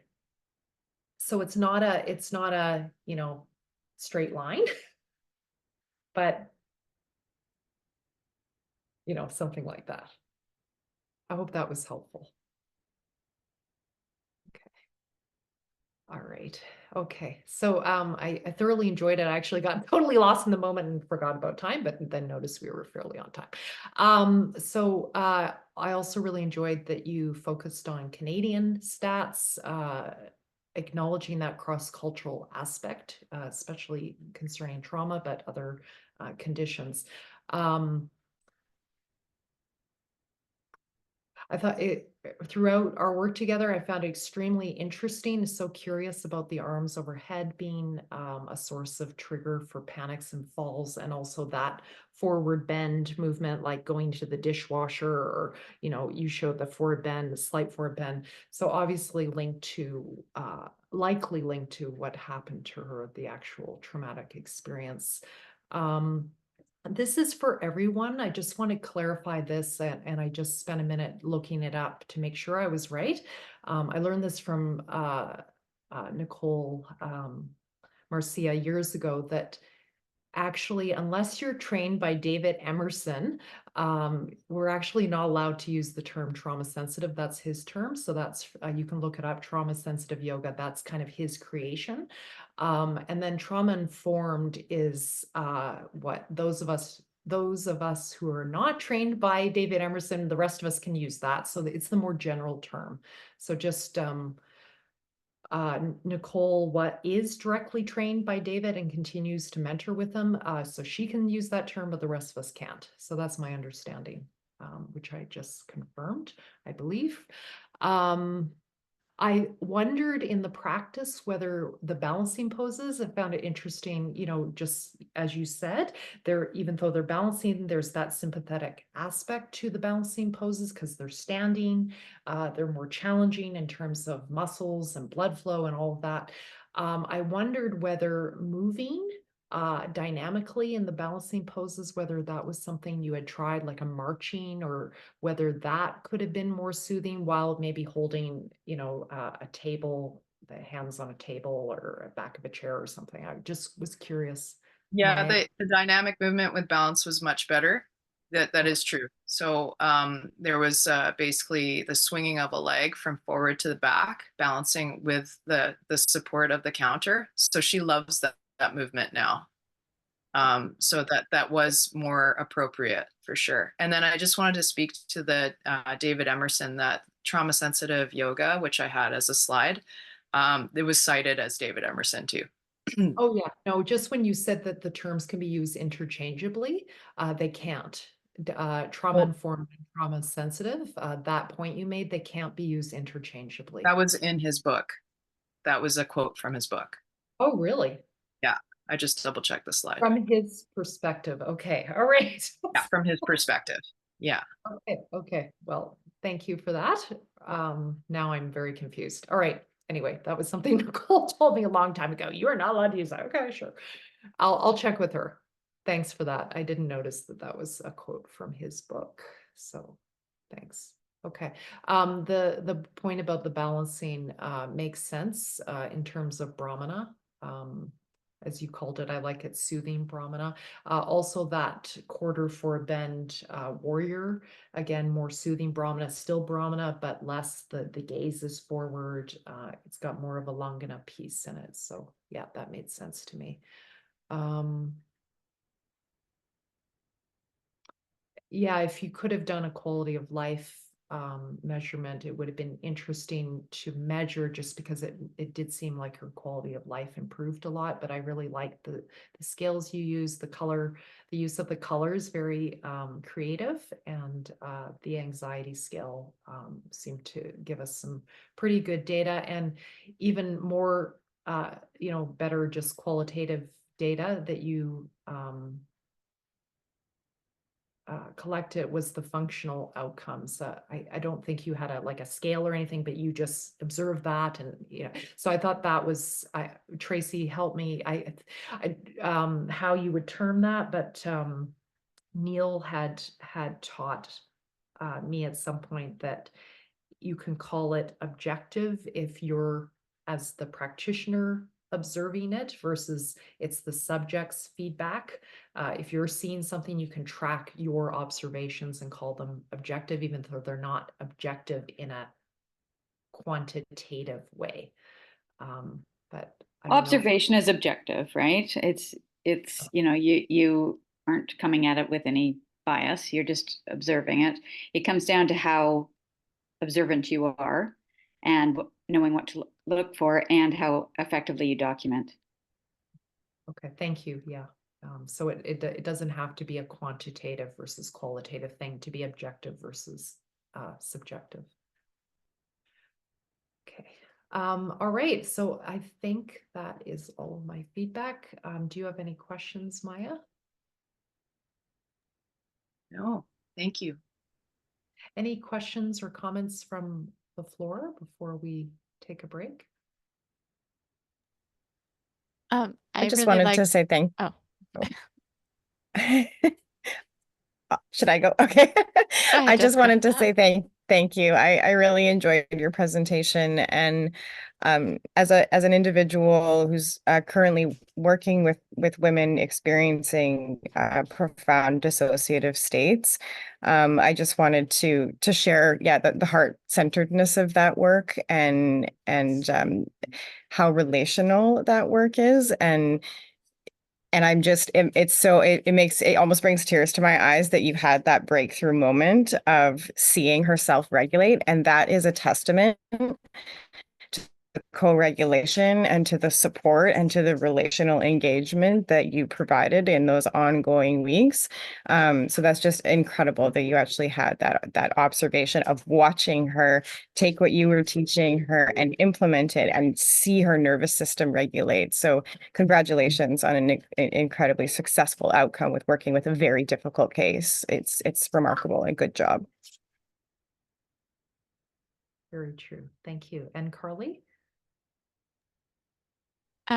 Yeah, I wanted to comment on taking the breathing out. I thought that was really, really great to see. A good idea, just to remove the breathing arrows from it. And also, yeah, your ideas about like moving slowly the limbs away from the body. Like I took a lot from those ideas.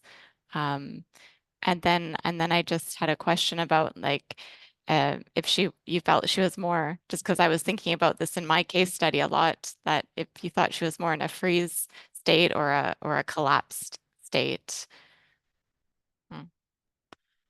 Yeah, when I observed like her shutdowns, I would say a freeze state. Okay. Thank you. Right. Any other comments, questions? Okay, so let's take 10, a little less than 10, if you don't mind, 12:05. we'll come back. Thank you.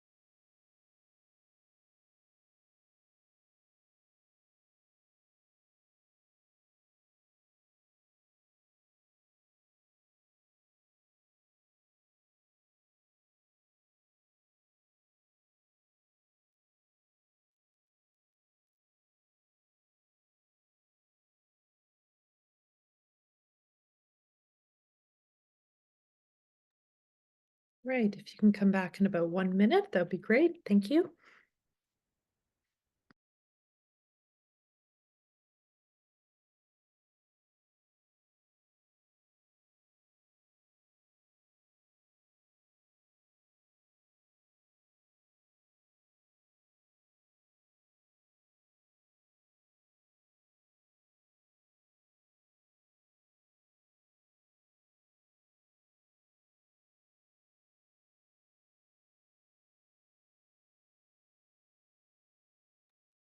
Okay, so if we could get started, Damian, you are next. I hope you are on the call with Maggie, us. can I just apologize in advance that I just made a salad Yeah. and eating spinach in front of a camera isn't ever a good plan. So You're I will be fine. very focused, but Yeah, that's camera fine. off. Thanks. Okay. Damian, go ahead and share, and it is all yours. Thank you.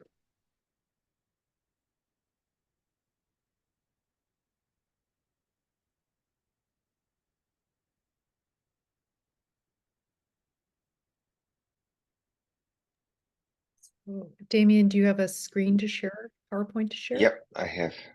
Okay. Yeah. So go ahead, please. Thanks. Just preparing.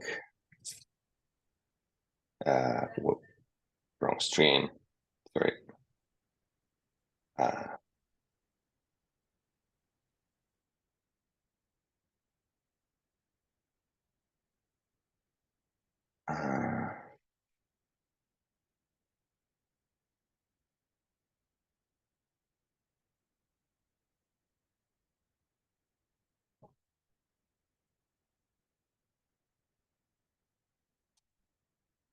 Okay.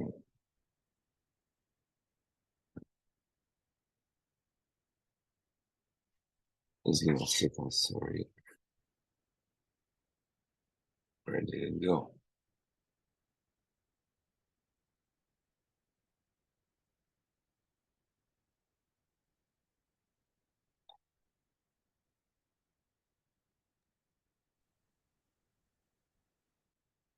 Alrighty. So, anxiety. Can you hear me well? Thumbs up if it's okay. Yeah, thank you. All right. So, anxiety, again, probably a very popular subject in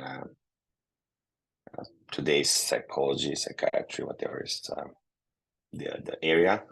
So, this is my presentation. I will start with some probably some background or highlights, and what does anxiety mean in the world and in the medicine. So WHO states here that is the most common disorder, mental disorder affecting a lot of like more than 300 million people. That was a while ago, but it might have increased, I assume, due to COVID. In what I read, mainly, women are more affected than men. They can, the symptoms, the onset of the disease might happen even in the childhood, although it's more present with the adults. No, there are highly effective medical treatments for anxiety, and just 25% of the population that has been diagnosed is receiving or received treatment for this problem. Now, some statistics here. So this is according to psychiatry, that the prevalence is nearly 25% in the States from this disease, and they can be chronic and debilitating, and can interfere with a lot of aspects of person's life and lifestyle, and also affects economically the country and the US spent 43 billion only in the 1990s, so that was kind of 20, 30 years ago. The graph on the right is not quite actual. I'm not great in graphs, so I admitted that to Maggie and Tracy, so I'm gonna keep low profile there. You'll have to figure out the numbers and see if it's working or not. Here as well, appears a little bit nice chart, but it's not. I just borrowed for the presentation. Actually, it came with the slides that the Google Slides offered, so I just kept it as that way. So another study, and that's systematic review in actually part of the yoga study, and then according to this study, apparently children are more affected than adults. I mean, and diagnosed with anxiety and depression. I found actually some studies that anxiety, depression kind of have very narrow margin, so it can transfer from one to another. So they kind of consider common problem, and then so symptoms also can be present in children that don't have any symptoms of the disease. So now, why does this matter here? So what's happening with this, let's say, condition, medical condition? I would not say pathological, but it's a condition. So it can be serious as like heart disease and diabetes. So, and then the US, they consider to be most common mental disorders. So what is this case about? So anxiety, if we take into consideration the signalement and the prevalence, widespread, worldwide, and effect on general health and cognition. And of course, probably the need of treatment.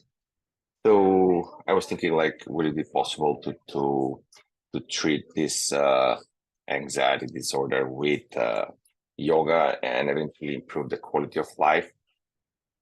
And can we treat the root cause instead of the symptoms? And yeah, so the next thing is that we take some studies. So we took various, the studies include various parts of yoga and how there's, please close the door. Please close the door. Please close the door. Thank you. Sorry.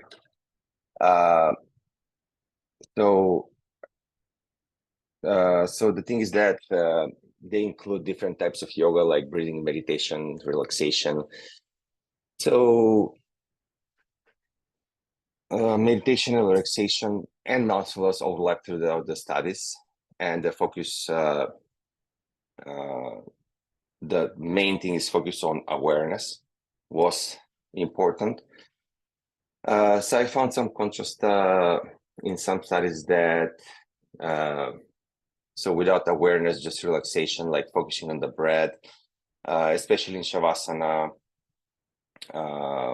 and then that means that they were guided throughout the progressive relaxation exercise, and then that was helpful as well.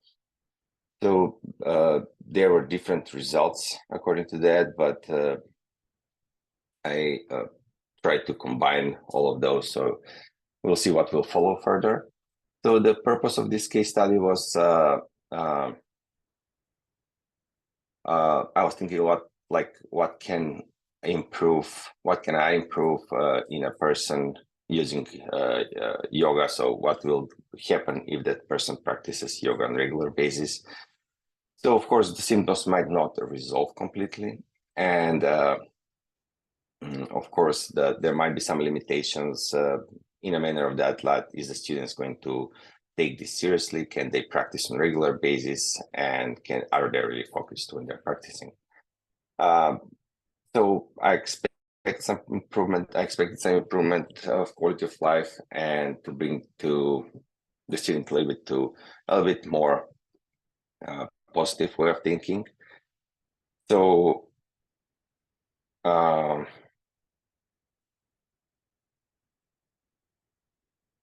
so getting focused on the everyday activities without overthinking is the another thing. So case description.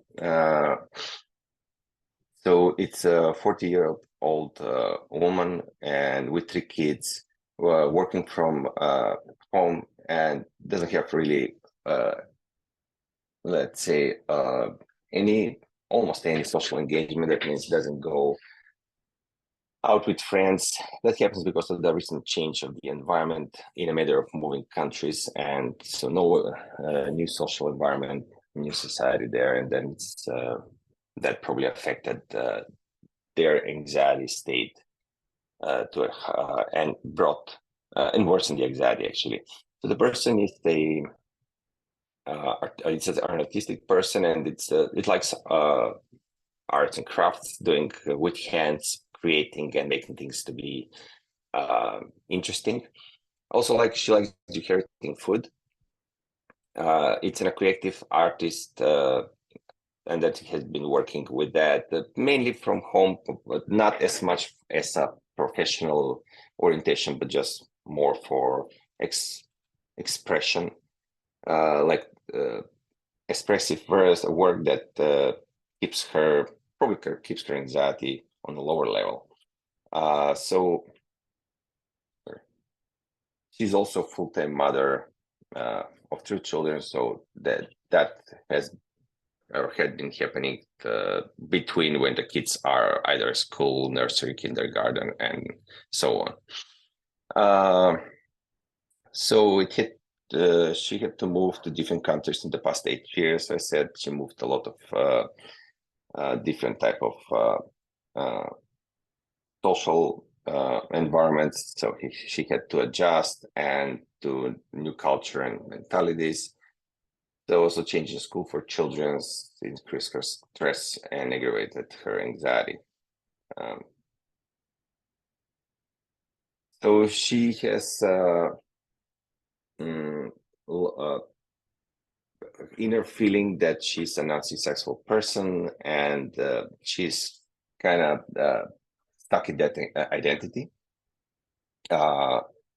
So that also affected her physical body, and normally that changed, for example, the upper back, that she has kyphosis due to weakness of the postural muscles and possibly the iliopsoas group, which are wasted due to inactivity. And she states that she's generally tired chronically.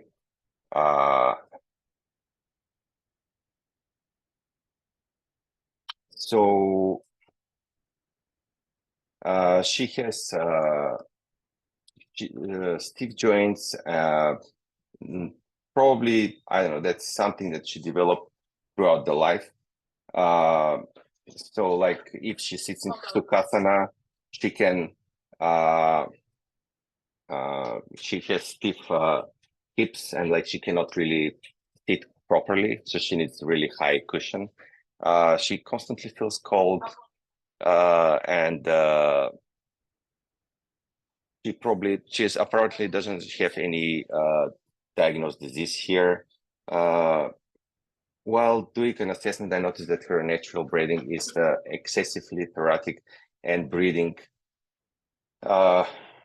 on the diaphragm is challenging. Like she really struggles for that, and then cannot sit longer than 30 minutes, but standing is okay for her.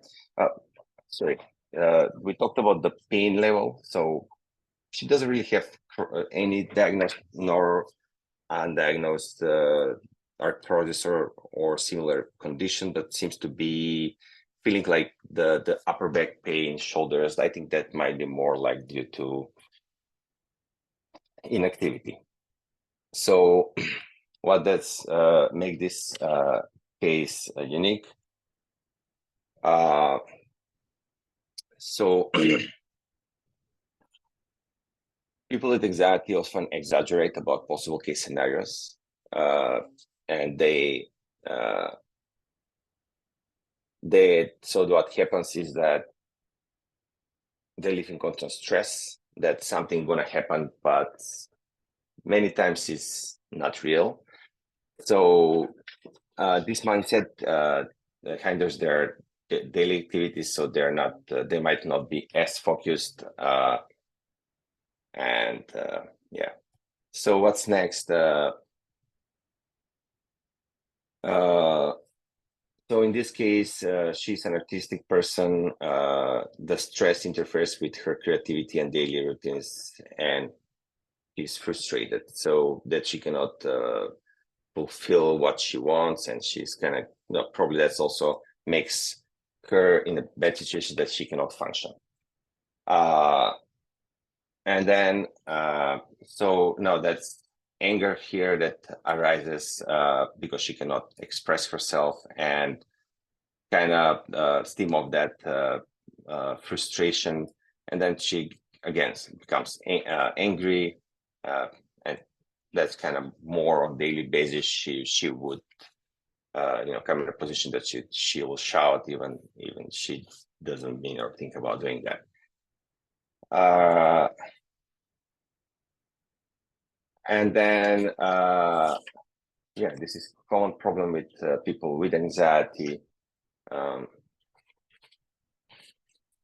So last year, pain in the left shoulder and the upper back. Besides being in this condition, he would neglect the problems and keep focus on the children's goals and how they can be more successful. So she kind of lost of that her creativity, and that was downside, but she could not stop doing that because she has chosen another. She had chosen another goal, and then she's been on that mindset that she cannot neglect her children.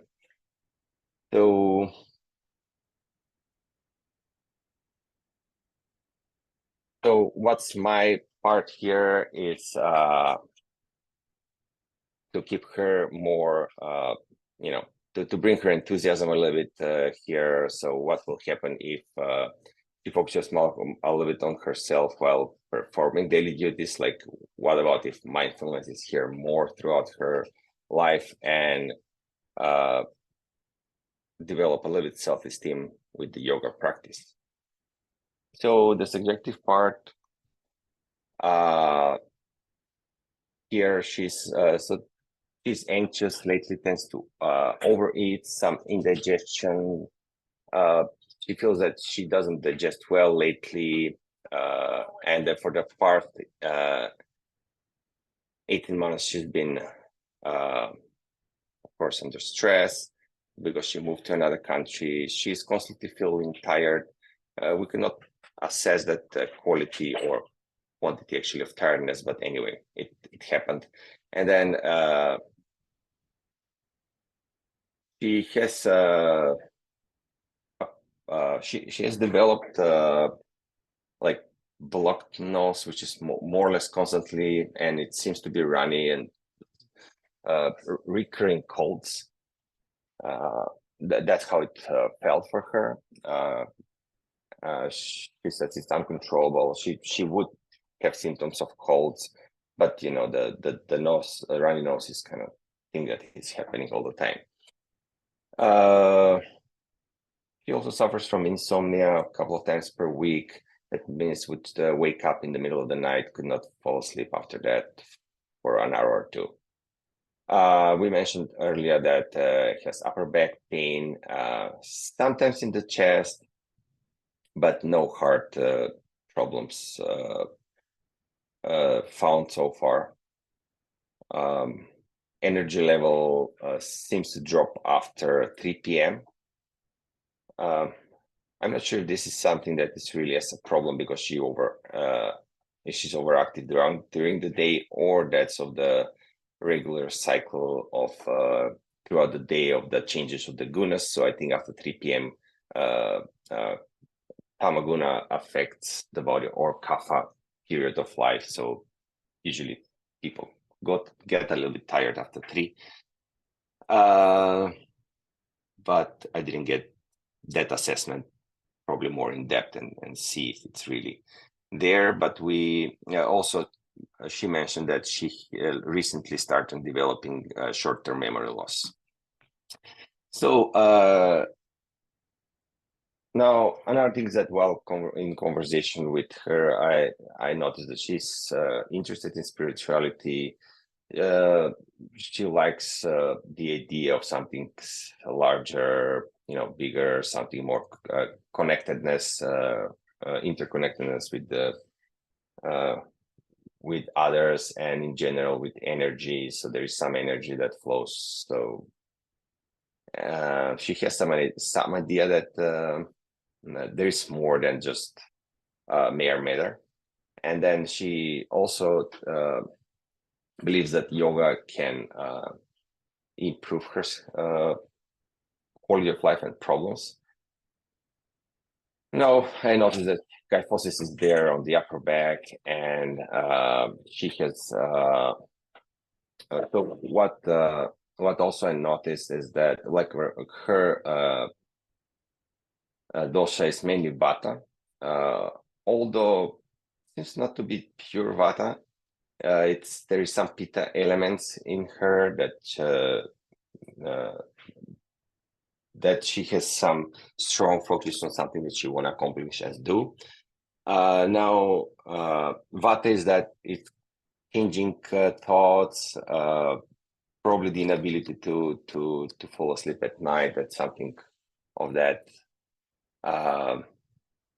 might be connected there. And then she's also quite active, moving. So she also mentioned that she could not sit more than 30 minutes, so she would need to move around. That's probably some vata thing for her. And another aspect I noticed that she's kind of lean. She has thin constitution, so that probably also leads towards vata. The Maya's part is that in the Anamaya subjective part is that she mentioned she has back and shoulder pain. Walking is not a problem, so she would walk and stand for hours. There is no concerns there. But she feels that she has lost low muscle mass. She's thin. And then I also noticed that in the objective part, as I mentioned earlier in the previous slide, so she is an active person. She would move around a lot, stand up, sit without problems. Gross muscles are not that developed, so especially the upper part of the body and the upper torso.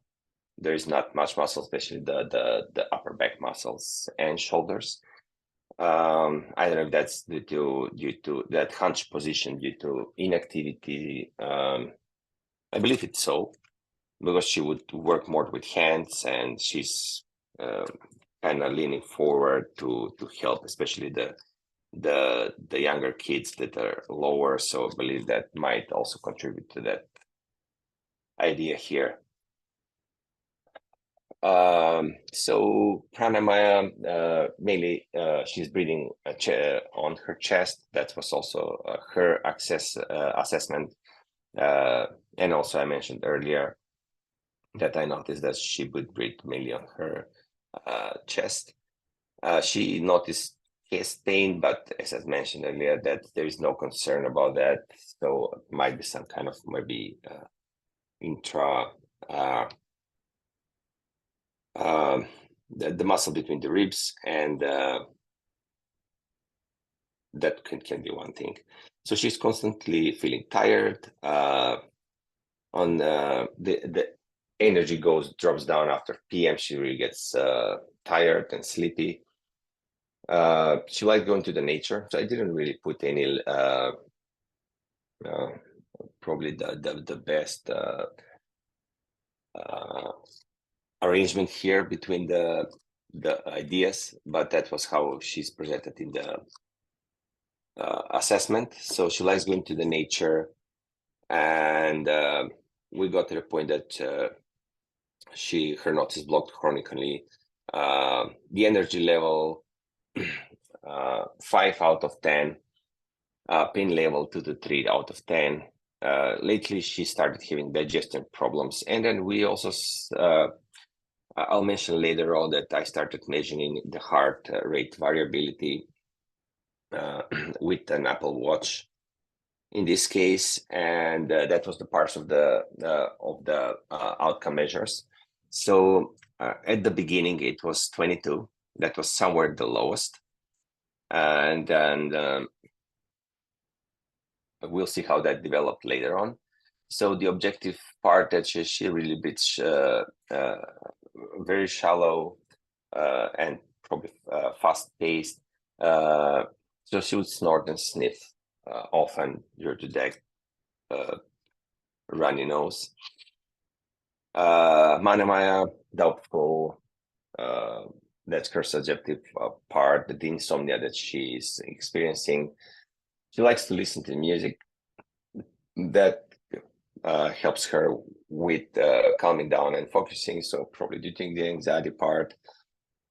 Her stress level, she would say, would be about 7 to 8 out of 10. That's how she felt. I didn't do a really strict assessment each class and see if she's been improving in that part. So I didn't include that, but we'll see the outcomes at the end. She can be moody and can be grumpy quite often.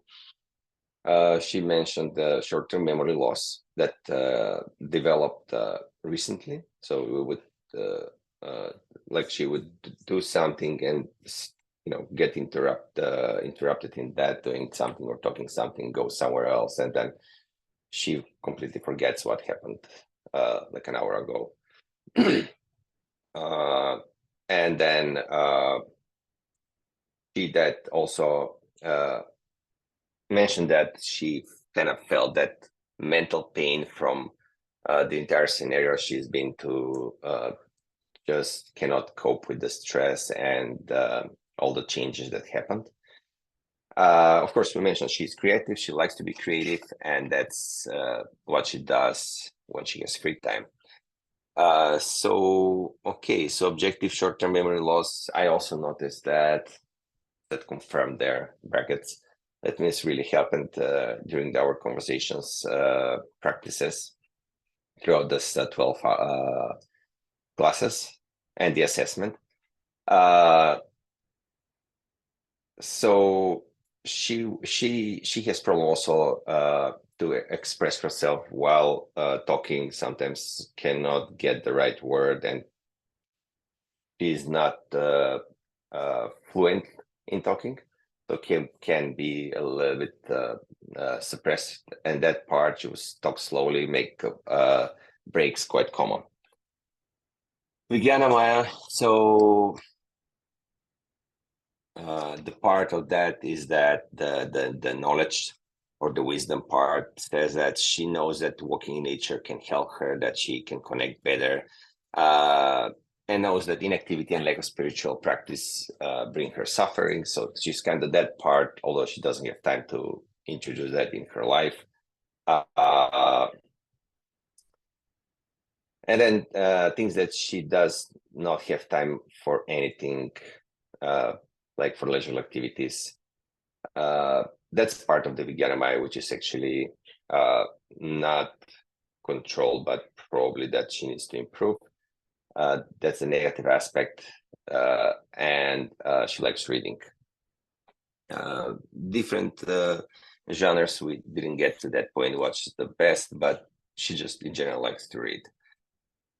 Ananda Maya, so she's vegan due to ahimsa here, or non-violence, and she support that theory by being an example for that. She has done in her I would not say spiritual, but let's say spiritual practice, as she practiced affirmation. So there are a couple of different practices. One of that's from yoga, bringing sankalpa in front before each class and focusing on something that person wants to accomplish. But also she practiced some kind of technique that also works on the bringing positive thoughts and affirmations in a manner to improve the personal let's say accomplish personal goals, but also improve the overall quality of life, and really worked for her. It's not a practice that people would aim for something that it's not possible to accomplish, but in a manner that I'm healthy, I feel good, and those things that after many times repeating, the mind and the body starts to actually adjust to that state. So another thing is that, which is the downside, is that she doesn't have enough social connection with other friends, acquaintances, or neighbors. That's something that she brought as the being overwhelmed, probably stressed about everything, and she just cannot communicate. And of course, the communication part that I mentioned earlier is that more she gets stressed, the expressive feature goes down. She's also she has a spiritual teacher or she had many years ago when she left the country, where that person resides all the time. So she's not in contact, very little through social media or directly messaging, but not there. Now, creativity and nature bring her to be fulfilled and happy. So she stuck to that, and she gets benefits from that part. She's trying to encourage others, besides the entire situation she is too. So when she talks to people, try to be on the positive side, talks to people in a way that make them feel to go forward, try to help them in that manner.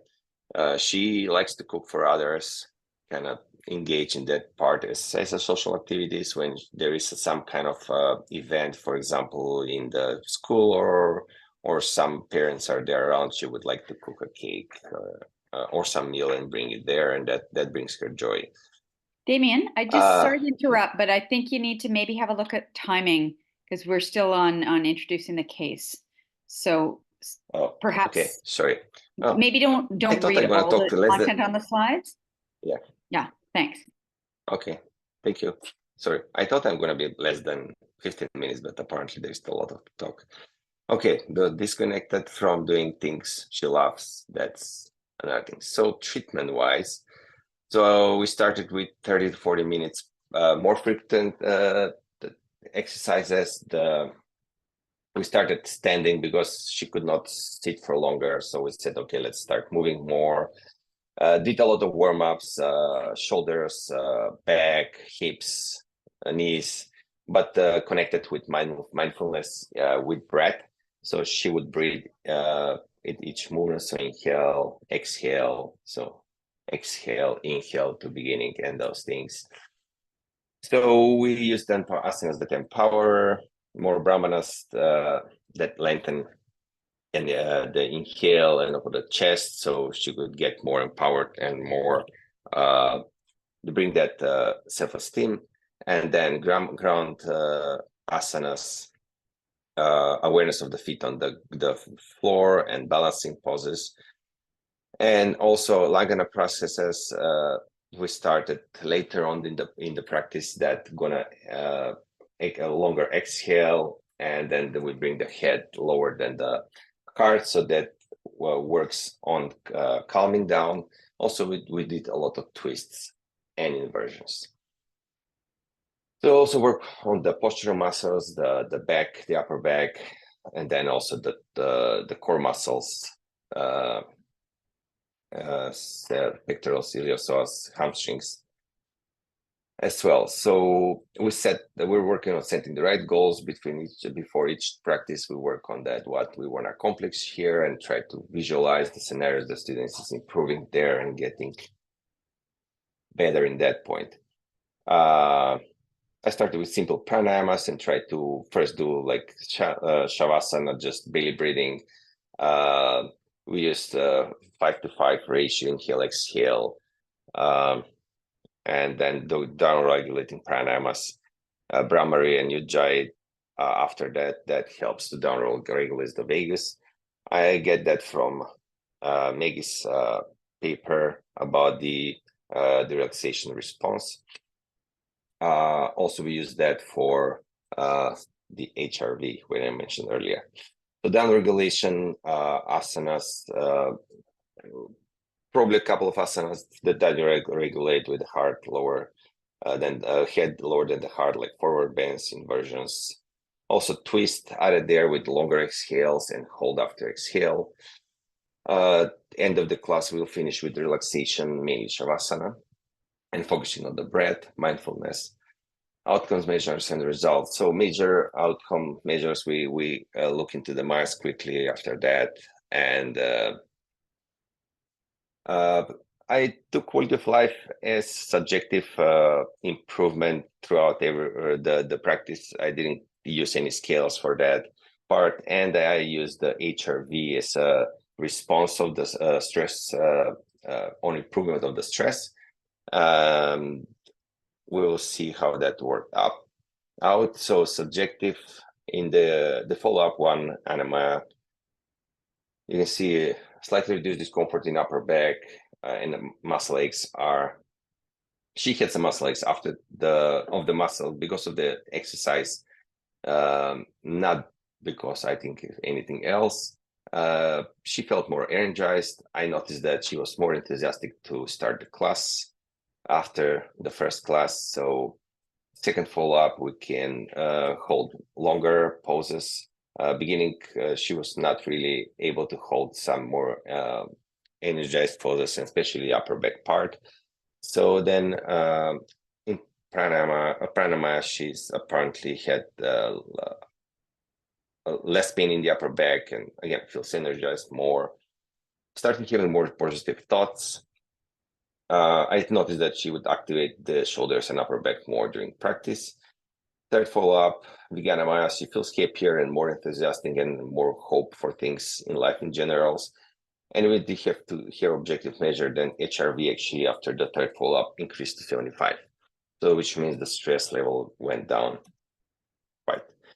Now for follow-up 4 seems to be digesting better. In the Viganamaya, we see that she mentioned started doing things that has been procrastinating for weeks and for no reason, and be on top of things. Follow-up 5, more energetic, even more energetic, and doesn't have the afternoon crisis, sleep crisis, and in the evenings was more creative. Start to be more interested in connecting with others and more inspired, try to be more open and out of the box, and she's overall happier. Conclusion. So what the takeaways, yoga can be a powerful tool for treatment of anxiety, and the only thing is that it requires discipline and daily practice with focus on attention, quality of life improved. Langana practices and down regulation to calm the mind is the essence here.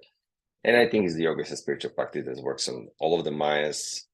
So what I would suggest is that when students become more flexible, to increase the time and eventually time of the practice, length of the practices, and to maybe join some yoga groups that can help be together with someone and get more inspired. Similarly to my research, so to the researchers I included, my case also showed improvement.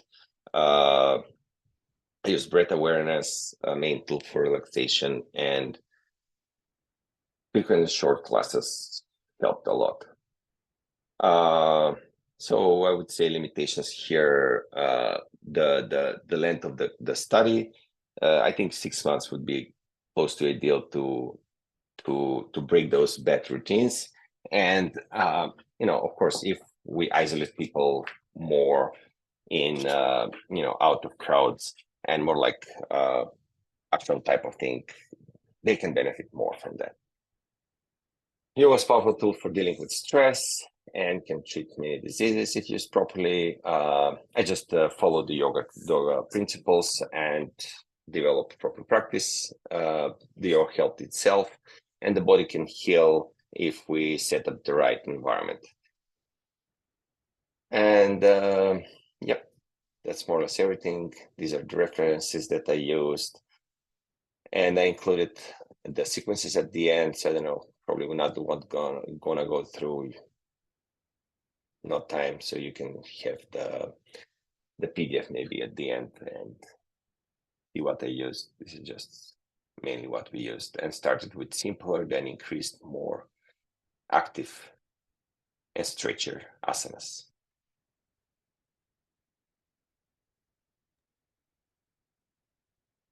Okay, thank you very much, Damian.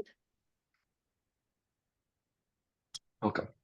And I can't see your video. Let me see. I can't see your picture. Wait, I need there to we stop go. share. I can see. Okay. Alrighty. Great. Thank you. Very interesting overview. You looked at different aspects than other people when you were looking at anxiety. So that was nice to see, particularly HRV. So I appreciated that you brought that in, as well as mentioning the postural elements of anxiety that are both supported from research about the effect of position on our nervous system, but also from the practice-based evidence of our tradition, which is that forward bends and bringing the head lower than the heart, including inversions, helps downregulate the nervous system. I would have liked, especially with your medical background, to have heard you say more about that and not just refer to my article, which explains it, but having heard your understanding of it, I would have appreciated that. I think it would have been interesting to the group, and I'm sure you could have done that quite well. So that would just be some feedback there. In terms of the Ayurveda piece, I would have liked to have seen a little bit more link with Ayurveda, because I know you have an interest in that and you referred to it a few times, but anxiety being, the Vata piece, her body type, and then you mentioned her grumpiness, which would indicate some sort of a Pitta imbalance. So tying in those pieces a little bit more in how you present it would have been interesting. In terms of time of day, again, it would have been interesting to have noted the Vata time of the day. So you did note it, but slightly incorrectly. So the Vata time of the day is between 2 and 6 p.m. in the afternoon, and that is a time when we all generally feel a bit tired, because having too much Vata in the system actually makes us feel tired, which is interesting. And also in the middle of the night, between 2 and 6 a.m., it's the insomnia time. So again, that Vata piece of linking it with anxiety, we talked about that a lot in the Ayurveda course, the link between Vata and anxiety.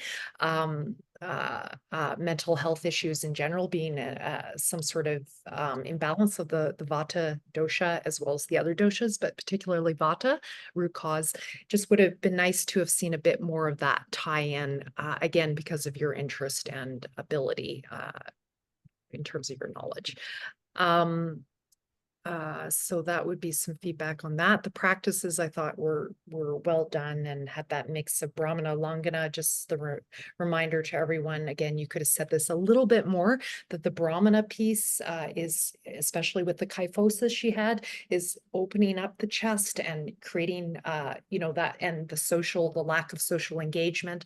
Brahmana is about opening up right? So it's this mix with starting with where the person is at, which is this anxiety. You want to down regulate, bring the person down, bring the head closer to the earth, is how one Ayurvedic doctor said it to me when he saw my presentation on Brahmanalanga at Sitar. He said, oh yeah, head coming closer to earth. I was like, great, easy, check. So it's like that grounding work. And then once the person is embodied enough through various practices, then you can start to, okay, can we start opening things up as well and bringing in a bit more of that Brahmana. So I would have liked to have heard more about that from you, even though I'm quite sure you know about it. Yeah, I enjoyed the outcome measures that you looked at a little bit differently, the HRV. I didn't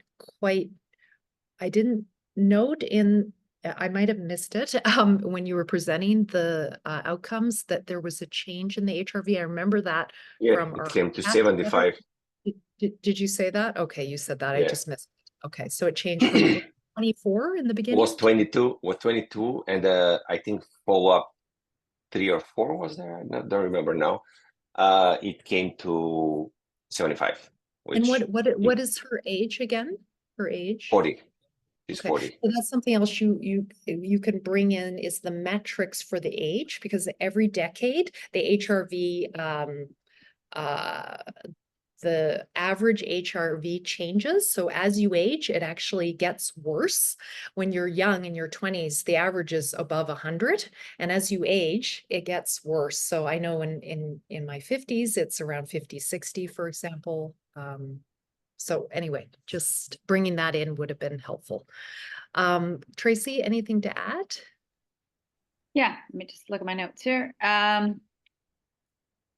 Yeah, I thought you described the case well. I got a clear clinical picture of her. So when you talked about her, I thought there was a really good observation about her thoracic breathing, because I come across these folks every once in a while, and we know how much this would affect her vagal nerve tone, right? And so this single factor could be contributing significantly to her anxiety. So really focusing on, recruiting that diaphragm. Just a language bit. I think just the word exaggerating sort of has a bad connotation in English that makes it sound like we're making things up. So, but I'm not sure if the word catastrophizing is better, but that's what we typically see when we talk about anxiety. You mentioned that her blood work was okay, but I wondered if they checked her thyroid hormones, but also if she's maybe sort of early entry into menopause, because so many of these mood, sleep, energy, brain fog symptoms really might relate to FSH, LH, estrogen type levels. Hip flexors were wasted. I'd suggest maybe do a muscle test. It's pretty easy to do manual muscle testing of hip flexors, and either typically starting and sitting with about 20 degrees of hip flexion from the 90. Because then you could have made that an objective measure, and I bet that's something that you would see a change in. I just want to make sure that you were clear on the subjective objective. I think it was just on one slide you had HRV as subjective instead of objective, but I think that was just the way the slide came out. Quality of life, great outcome measure, because certainly a holistic measure for someone whose presentation just includes so many aspects that relate to a compromised quality of life. You could see that this was coming from so many different directions. So that's a nice bucket to catch it in. Good thought about group yoga to optimize her socialization and hopefully help her mood. And I really enjoyed seeing all those practice illustrations. It's too bad we didn't have more time, so you could have talked us through that, but it looks like a really significant practice. So that's it for me. Thanks. So thank you, Damian. So for all of you, just before we take our break, I will be creating a file in Dropbox where, if you like, you can share your presentation in a PDF format, if you don't mind, so that your classmates can have a look at those. And you can let me know if you don't mind it being shared with other students in the future. You can also just email me about that. That's a different kind of category. So let us, sorry, any comments from the group? Sorry, I forgot to ask. I think I'm getting tired. Any comments from the group? I just wanted to say thanks for your good work, Damian. It was nice to see your presentation, and thank you for sharing. Great. Thank you. Okay, thank you very much. So yeah, it's just interesting to see how each person goes at it a little bit differently, a similar topic, but different aspect. And it's really interesting to see that. So let us take 10 minutes. We'll come back at 1:05, a little over 10 minutes. Thanks.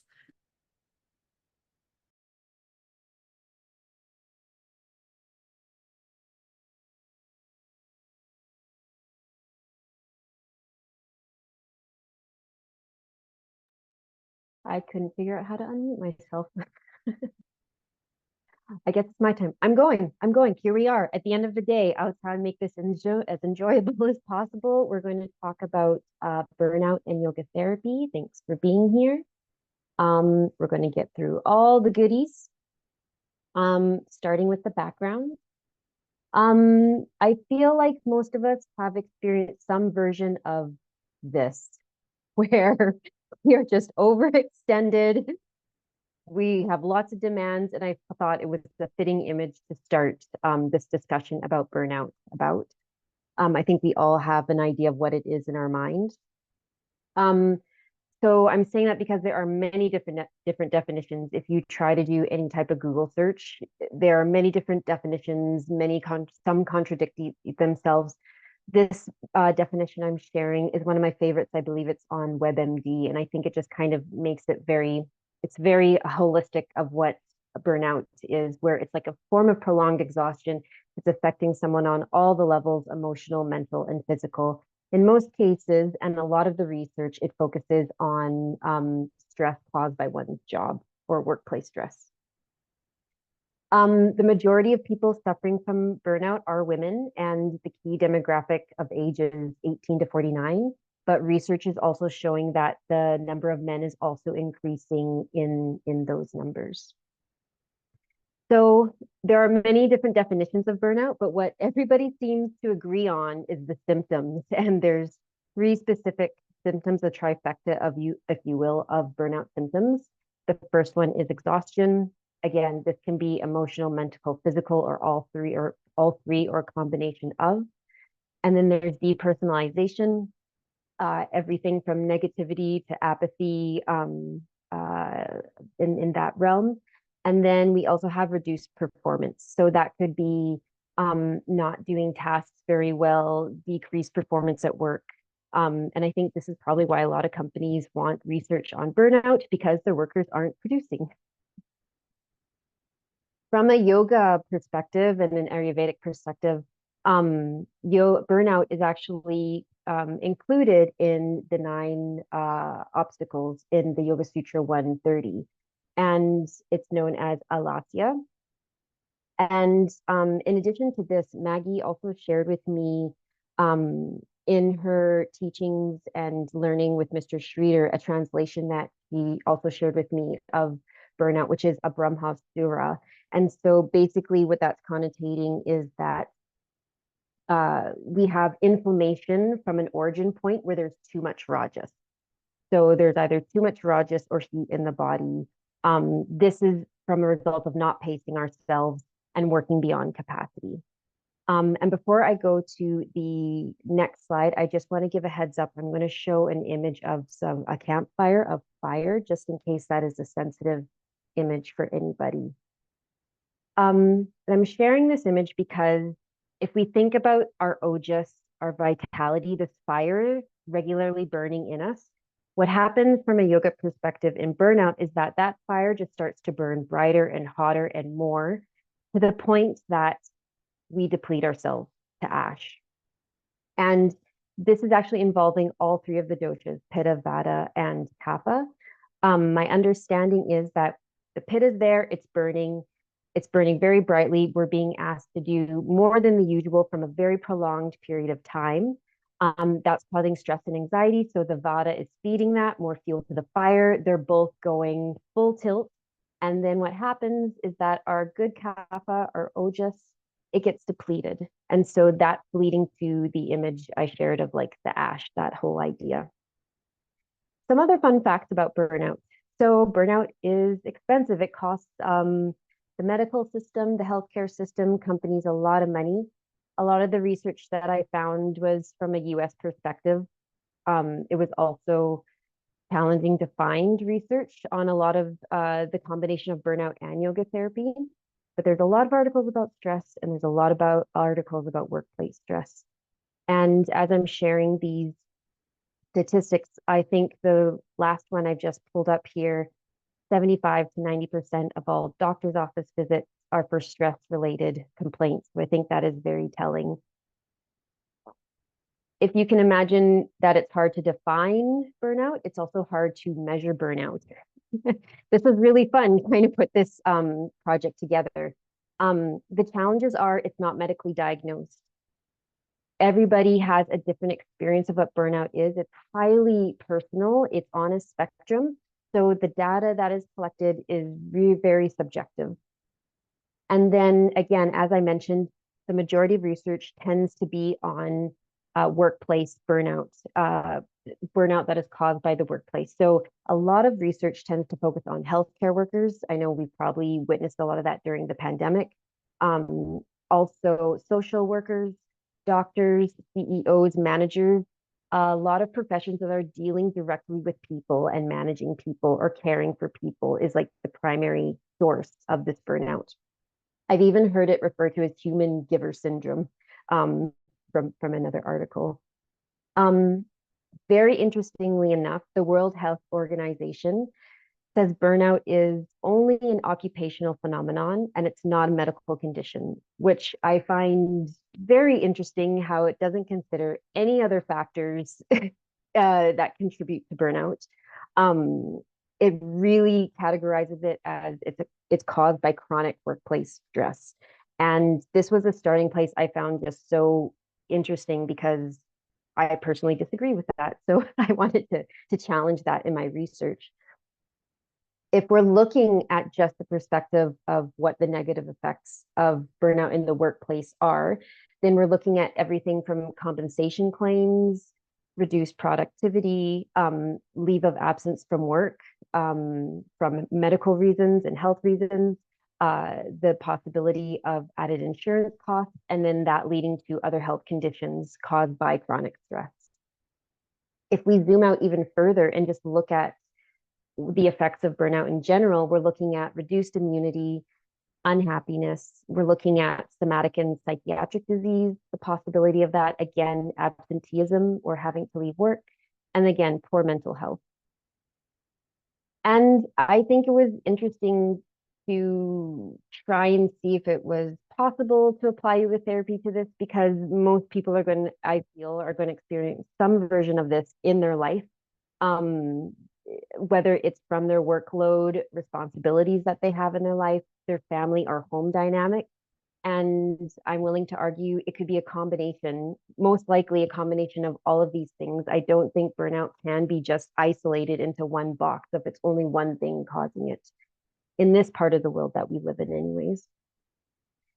So moving on to the purpose, I was really interested to see what the effects of yoga therapy could be over a long-term period of time with a 38-year-old mother. So someone, a woman, right in that demographic of the 18 to 45 years. Also a mother, so a caretaker role, and also someone experiencing multiple variables. So they were also a business owner. It could be argued, why yoga therapy? Why use yoga therapy to treat burnout? Well, because because burnout is dealing with emotional, mental, physical, so many different levels of the human and the human body.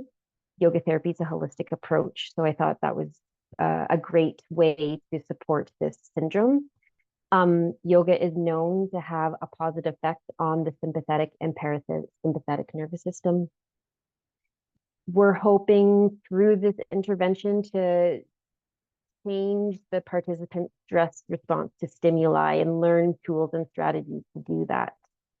This is hopefully going to lead to an increased awareness of body and mind, which yoga has the capacity to do that. And then, hopefully emotional well-being would be nice. That'd be great. That'd be nice to have that in our life. And so hopefully there's the potential of a positive intervention. the framework. I took 3 major research articles and I took 1 point from each of those peer-reviewed articles to build this project, to build this research. The first was the idea that shorter versus longer practices are ideal for candidates suffering from burnout. The second was, there was a really interesting article, and it was talking about, in addition to asana pranayama, that they would also give a class in yoga philosophy to folks that were experiencing burnout, which I thought was really interesting. They actually had an hour class every day, these CEOs and managers, where they had to learn yoga philosophy. And then there was another research article that distinctively lists specific asana and pranayama downregulate the nervous system. And a lot of the asana and pranayama listed in that research article, I used to build what I offered to my participants. So from all that, again, wondering how yoga therapy could treat burnout symptoms, I had 2 specific ideas. The first was, it's got to be easy to use. It's got to be easily accessible. It's got to be easy for this person to want to do their practices. And the second was, maybe sharing ideas of yoga philosophy could help to build more insight and awareness of building a work-life balance. So our participants, my participant, a woman, a female, 2 children, a business owner, 38 years old. So again, right in that demographic where burnout specifically affects women. And then she's married with a husband. This participant had a Vata Pitta constitution. At the time we started our research, she had a 4-year-old and a 9-month-old. So she was already suffering from sleep deprivation and already finding life a challenge. She had her own business and was running her own business. So she was also very artistic. She was a dancer, also a dance teacher. She was the creative director. She is the creative director and manager of her small business. She was diagnosed with ADHD and HSP, highly sensitive person. This really made our experience very interesting as well. She was also recently diagnosed, and we started with Declervin tensionovitis. I don't know if I'm saying that right. My understanding is that it's inflammation of the thumb joint and the wrist. And when we started, she was wearing a brace, like from the middle of her hand to her elbow. And then she is dealing with endometriosis as well. Her husband, I thought I would mention, travels for work and was starting to travel more regularly now that we're the pandemic. So you can imagine someone who's already stressed with 2 kids, one who is not sleeping. This was adding on to the burnout symptoms and her experience. Again, to give a bit of a timeline, he really became the director of the small business around 2017. The birth of her first child was in 2018. We're looking at a very condensed period of time. The pandemic hits. As you can imagine, it was extremely stressful.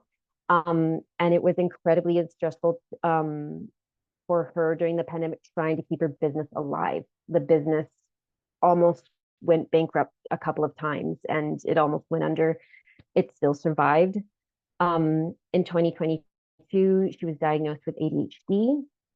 She had the birth of her second child in 2023, which resulted in a C-section. And then when we started our time together, she, her business partner went on maternity leave. So she was dealing with way more tasks and way more workload than she was expecting to. And that was also, again, many variables, very, very compounded in the situation she found herself in. She had low energy from that tridoshic imbalance that I shared through the Ayurvedic perspective. Just basically sluggish, feeling sluggish all the time, overwhelmed on a daily basis. She described that she felt at the mercy of her surroundings, that she didn't have a choice most of the time in order to take care of herself. This led to a lot of hopelessness and negative thoughts. So the overview, again, 1 participant. We worked 28 weeks from October to April. All of our sessions were online. I was honestly wondering if a daily practice, not even a daily practice, if any type of practice is possible with all the balls she was juggling in her life and trying to juggle. And so I'll talk about that a little bit more. I gave this participant structure, but free will within that structure to do what she needed. and felt what she could do. And so there were kind of three components of what was offered. There was asana, pranayama, and then what I called yoga pep talks that would last from like 10 to 15 minutes during a session of trying to integrate these yoga philosophy ideas. The measures, every session I would do 1 to 10 self-assessments every session, and I'll break that down in a moment. I decided to use the burnout assessment tool, or the BAT. There's a couple different versions. I mostly relied on the general version. We only did 2 intakes at the very beginning of our sessions, and then at the end. So only 2 intakes. And then, of course, the Panchamaya framework. I had considered the Malish burnout inventory. This apparently, in my understanding, is the gold standard for measuring burnout symptoms, but I really didn't feel it was the right fit for my research because it really focuses only on chronic workplace stress. And so I wanted something with a bit of a bigger picture. I believe it was started in 1981. It's been used 35 years, like it's the tried and true measurement outcome. But again, I just felt like it wasn't the right fit for what I wanted to do. There was also the World Health Organization's quality of life. Again, I really liked the questions that were laid out in the burnout assessment tool versus both of those. So I decided to be creative and use the tool through the BAT instead. With the self-assessment, collecting her subjective data, we did a pain scale, tracking also the pain in her wrist from her dequervin tendinitis and her endometriosis. We did an energy scale and a stress and anxiety. The more we started to work, we decided to separate the stress and anxiety scale as opposed to put them together because for her, especially with her ADHD symptoms, it was very clear that they were separate experiences. And so that's how we proceeded throughout our time. Again, the burnout assessment tool, or the BAT, versus the Malish burnout inventory. I felt the BAT was comprehensive, accessible, easy to use. I thought it was a better assessment of someone experiencing multiple variables in their life, the way the questions were laid out. And then I felt very vindicated when I found another Peer Assessed article that like the title of it's essentially like why the MBI is not a great standard. I felt so vindicated. And I just I included a quote here. I loved it. I'll just say it doesn't consider non-professional. I can't see my screen. Sorry, just a second. Non-professional confounders of burnout. As you can see, I just feel like burnout is just not a one thing caused by one thing. It is a ripple effect of many different things. So yeah, I felt vindicated. Going through the Panchamaya framework. A lot of these things I've talked about already, but I'll just lay them out here so you can see them separated in the Panchamaya framework. Again, feeling sluggish in the body and the pain in the other parts of her body she was experiencing. She was taking a daily stimulant to manage her energy levels, and I believe this was connected to her ADHD symptoms. And then at the time we started, just extreme high anxiety and stress levels. She was overwhelmed on a daily basis.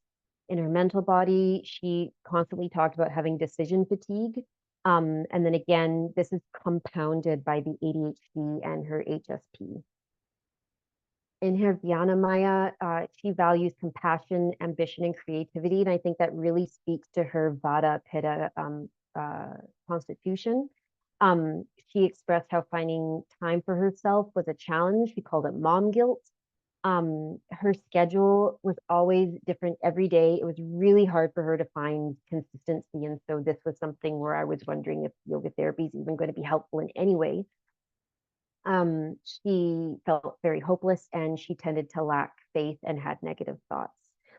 In her Anandamaya, creative artist, so she gets a lot of joy from her job, which is the hard thing. She experiences so much joy from her work, but it was burning her out at the same time. Spiritually inclined, she loves the use of mantra, and in her intake form she talked about how happiness is small acts of joy on a daily basis. So we're going to dive into what did we do? How did this work? Did anything happen? We had my main goal for us, which was I wanted to increase awareness of her body and mind. I wanted to build a toolkit so that she could have things to pull to regulate her energy levels and nervous system, and to learn strategies how to manage her feelings of overwhelm. And as a bonus, I was hoping maybe we can decrease the pain in her left wrist and her abdomen.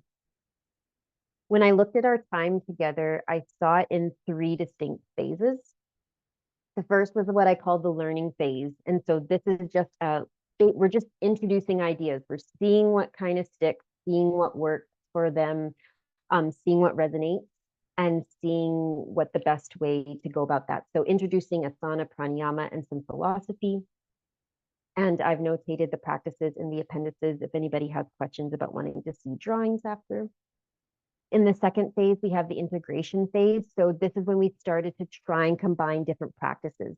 I tried to build it in the learning phase where like maybe just one practice she could pull apart, for example, and do in her car, really easy if she was feeling stressed, or trying to make the practices as accessible as possible without this idea of like, I have to roll out a mat and light a candle and do all this stuff, like just to make it very, very easy. And then in the third phase was about consistency. So what does consistency look like? What practices were working to be consistent? How could we improve consistency with a schedule and stressors that are always changing? And so that's kind of how we rounded everything together. In the asana in the learning phase, a lot of this was influenced from the research article I shared earlier. We did a seated cat-cow pratyahara, seemed to be very effective. Tadasana and Tadasana variations, Nyasam, either seated or standing, Uttanasana, seated or standing, Virabhadrasana or warrior with an extended inhale, a very simple vinyasa, cat, cow, and downward dog, and then a little bit of a restorative supine practice. And I even made a recording that she could just listen to and just lie there and do a guided body scan. So that was kind of the first introduction of asana in the learning phase. With pranayama, humming is the key with this work. Humming really, really resonated. Especially I call it somatic humming, which was introduced to us to, of course, really holding the front and the back of the skull was a game changer for this individual. Humming also in Uttanasana, and alternate nostril breath was really key.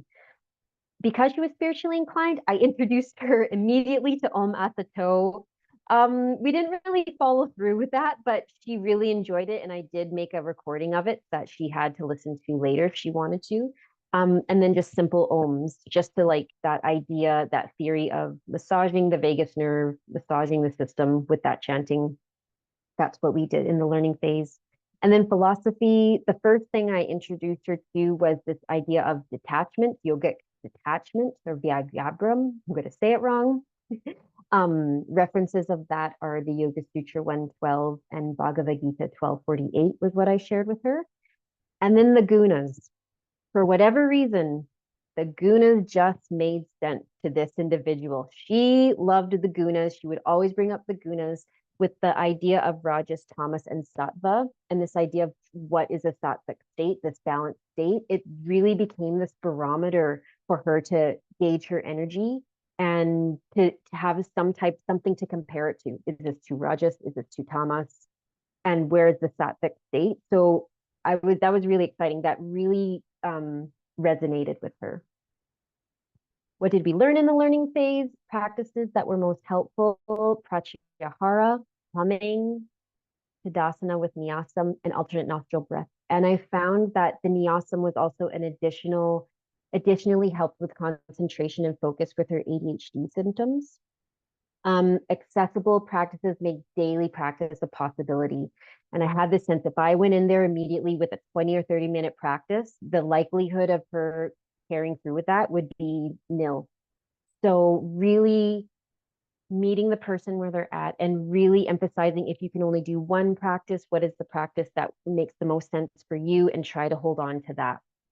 And so that seemed to make returning to practice a possibility. Because of the relationship with the yoga therapist, with myself, she found it easier to prioritize her self-care.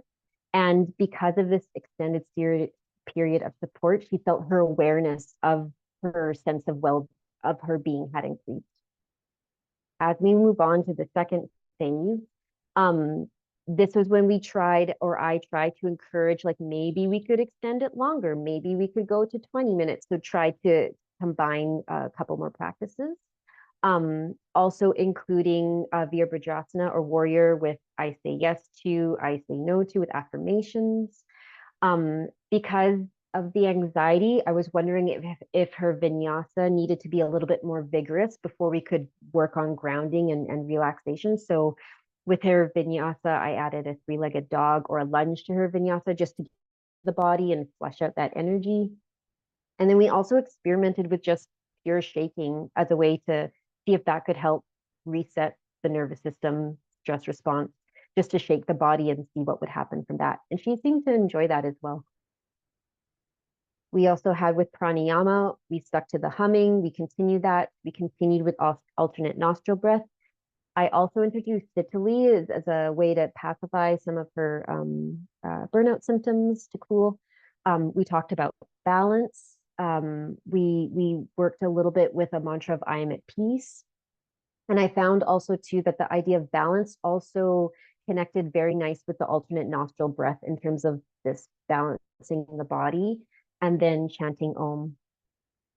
Philosophy, we talked about the 9 obstacles, and this was a great component because this is when we introduced that burnout is one of the 9 obstacles to experiencing yoga, having a yoga state of mind. So that was a nice kind of interchange point, again, found in the Yoga Sutras 130 and 31. We talked about 6 illusions in the Yoga Sutra 133 to 39, and then Praktishiva Bhavanam, balancing opposites. So Praktishiva is looking at something from a different angle and perspective, and Bhavanam is attitude with which you act. So again, incorporating all those ideas in the Yoga Sutras 233. What we learned during this time, with her ADHD symptoms, we did find that the focus was a challenge when we started to go longer. So I made sure that she never felt she was failing or that she wasn't doing it right. It was just an experiment and seeing what works. Apathy makes it hard to challenge. She would admit to me, like, there's sometimes, I'm going to throw my mat out and like, what's the point? That's a very standard feeling of someone suffering from burnout and the peaks and valleys that they experience burnout. So we had to work with that sensation a lot. Because of that, I realized the yoga therapist really needs to listen and adjust on the fly, really needs to adjust because what was working in October wasn't working in January in terms of having a more resonating effect. And then the awareness, despite all of that though, the awareness that this individual, my participant, was gaining, it was leading to increased introspection, increased svadhyaya. So they were learning quite a lot about themselves, which was exciting to see. So like I said, svadhyaya, as we got to the last phase, was very, very prominent. We started shifting away from the body and looking at activity tracking. So looking more at the work-life balance. And activity tracking happened where I would give her a little form, and this was encouraged to me by Maggie also. And looking at hour by hour, what are you doing? And then at the end of the day, being gentle and with yourself and looking at, be like, what could I have done better? How could I improve my my day? How could I have taken better care of myself? This was also incorporated with brain breaks. Humming was still huge. We continued alternate nostril breath. We still talked about balance, which is, again, a nice connection with the alternate nostril breath.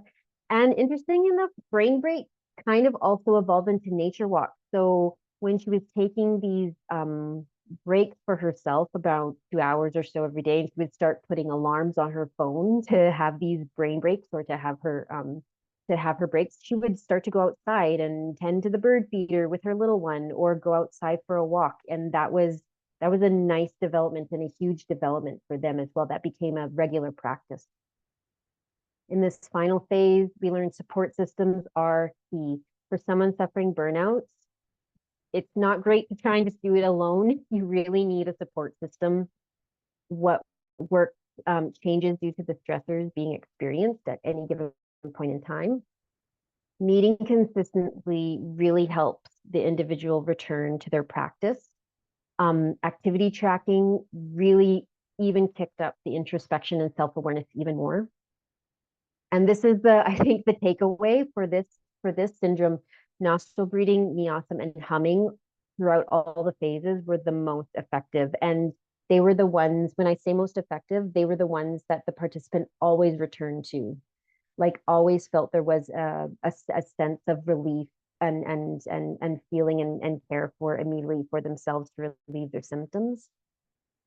And then what we learned is that, and I think it was in tandem with her ADHD symptoms, if she was to do a more vigorous or vinyasa practice at night, she realized she really had to think about it with a cooling intention, that it was easy for her to get really worked up again. So she noticed that about herself, which was really cool. Results and conclusions, we're almost there. We started from a very outside the body physical place. And I think what was really beautiful from my perspective is we really journeyed inward throughout this time that we had together. If you ask me from an objective observation, is yoga therapy successful in treating burnout? I would say yes. And it's all about the support system in tandem with the yoga therapy that is being received. So having a teacher or guide, maybe that's obvious or a given. I mean, the Yoga Sutras talk about that in the 6 solutions, the 6+ solutions actually in the sutras, that you should have, or maybe think about having a teacher or guide to help you through that experience. I heard through another source that building a team can be a really great way to help you move forward through your burnout symptoms. Maybe it's not just a yoga therapist, maybe it's also adding a nutritionist, maybe it's adding a therapist, many different people to help support you.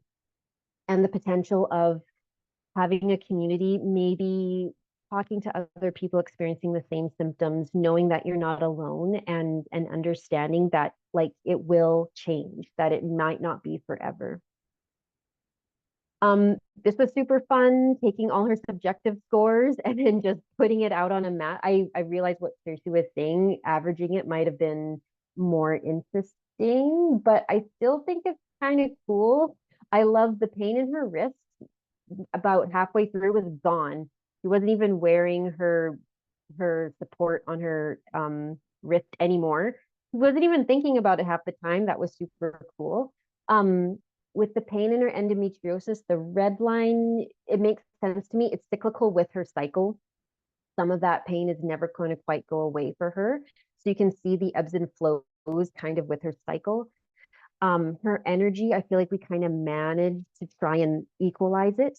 But for me, my favorite line is the blue stress line, and just seeing it kind of work its way down and down and down. And I think I shared this with her as well, and she was very excited to see these kind of graphs and charts and to see how it's all kind of coming together.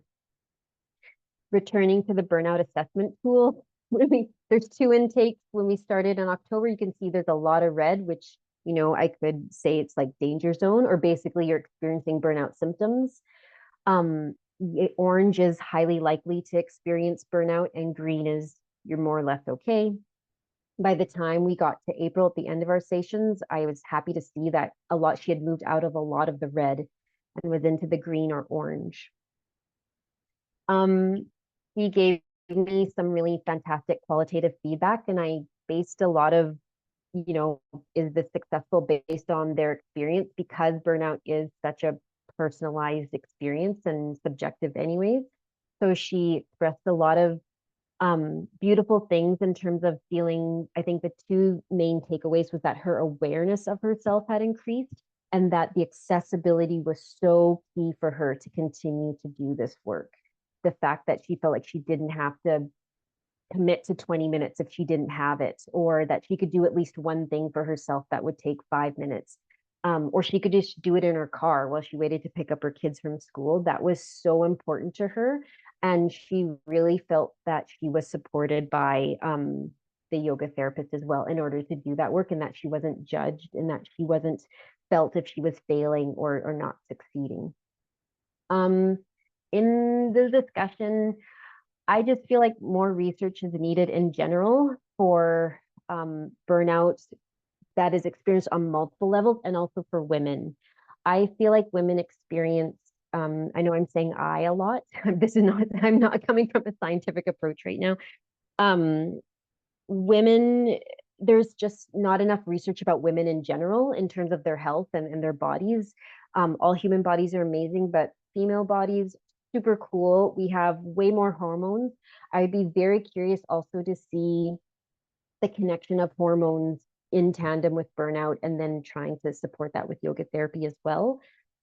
I also didn't really go into Ayurveda in terms of diet.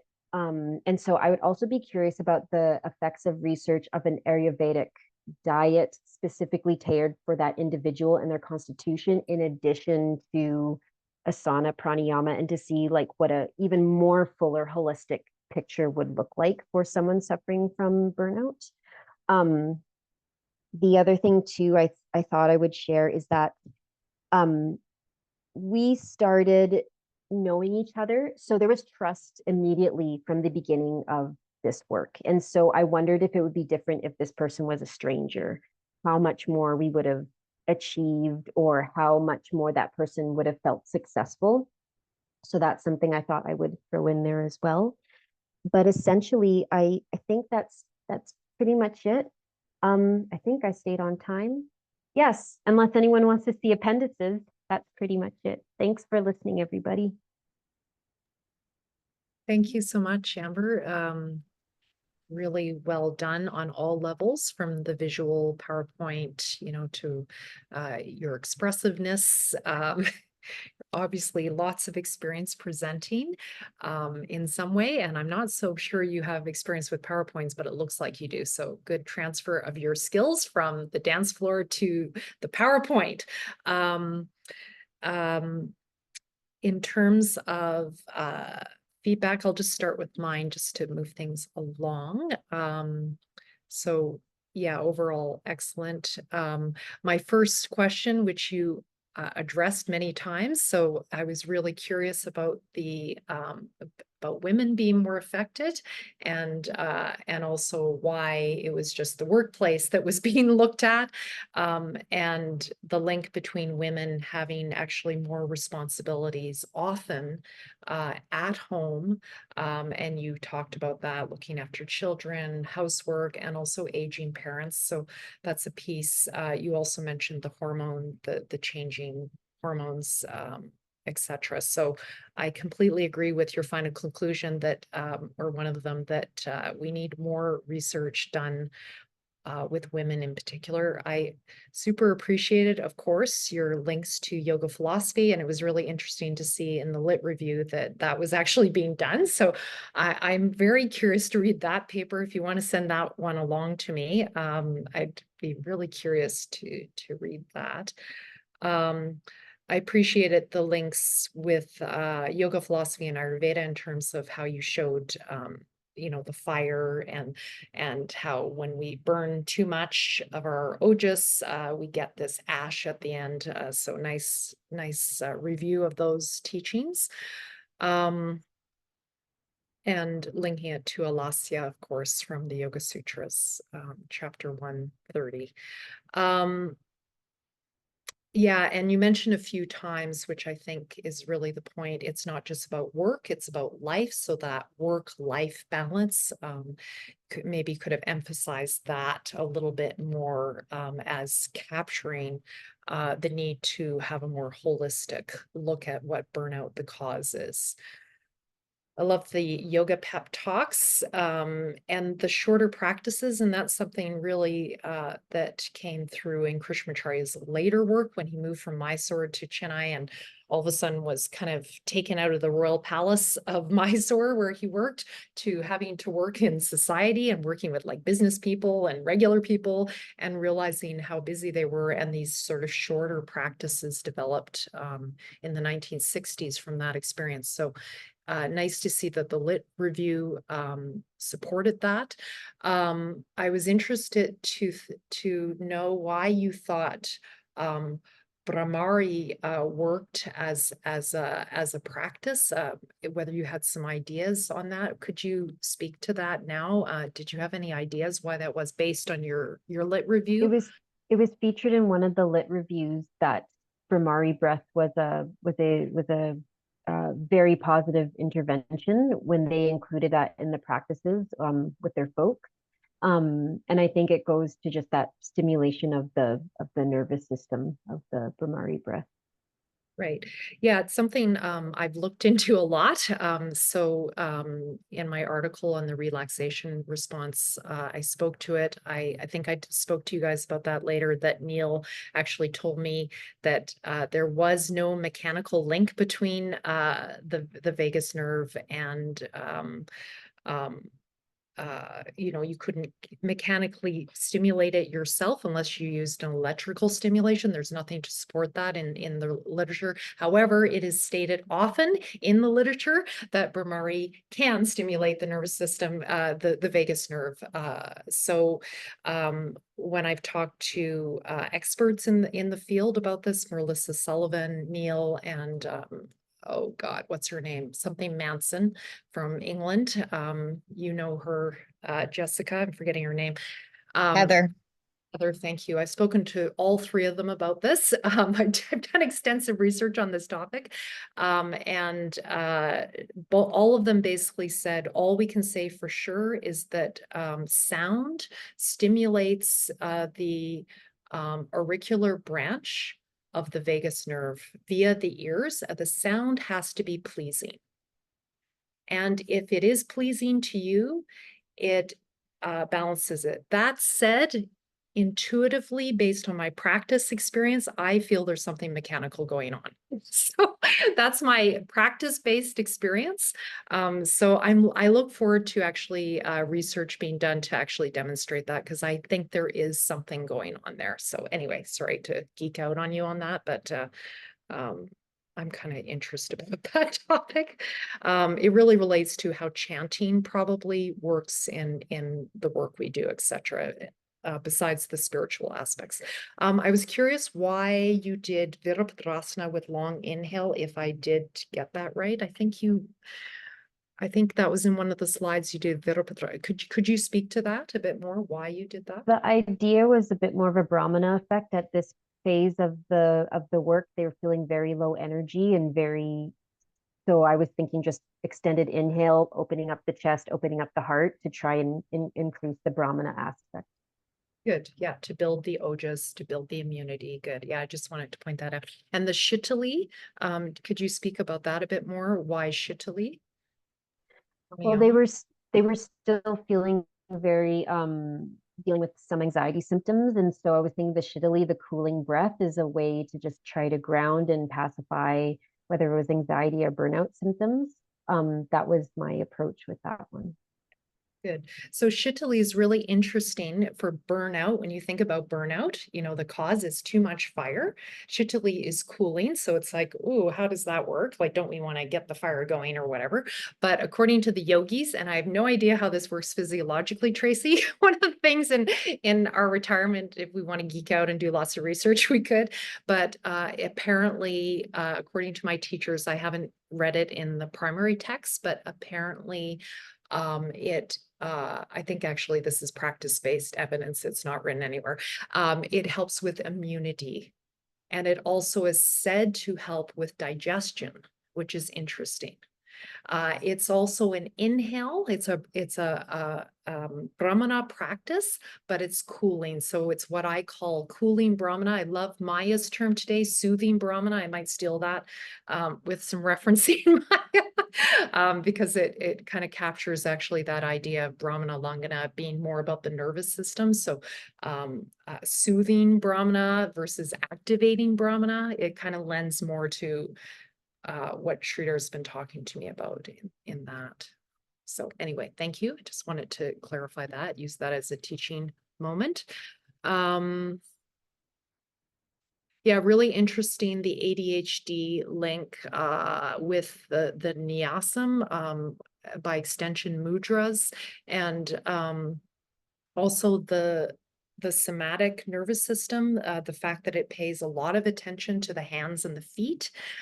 So using that for ADHD to balance the nervous system, I was wondering in a parallel way whether you found working with the feet. You mentioned walking, so walking meditation or anything to do with the feet was helpful. Could you say anything about that?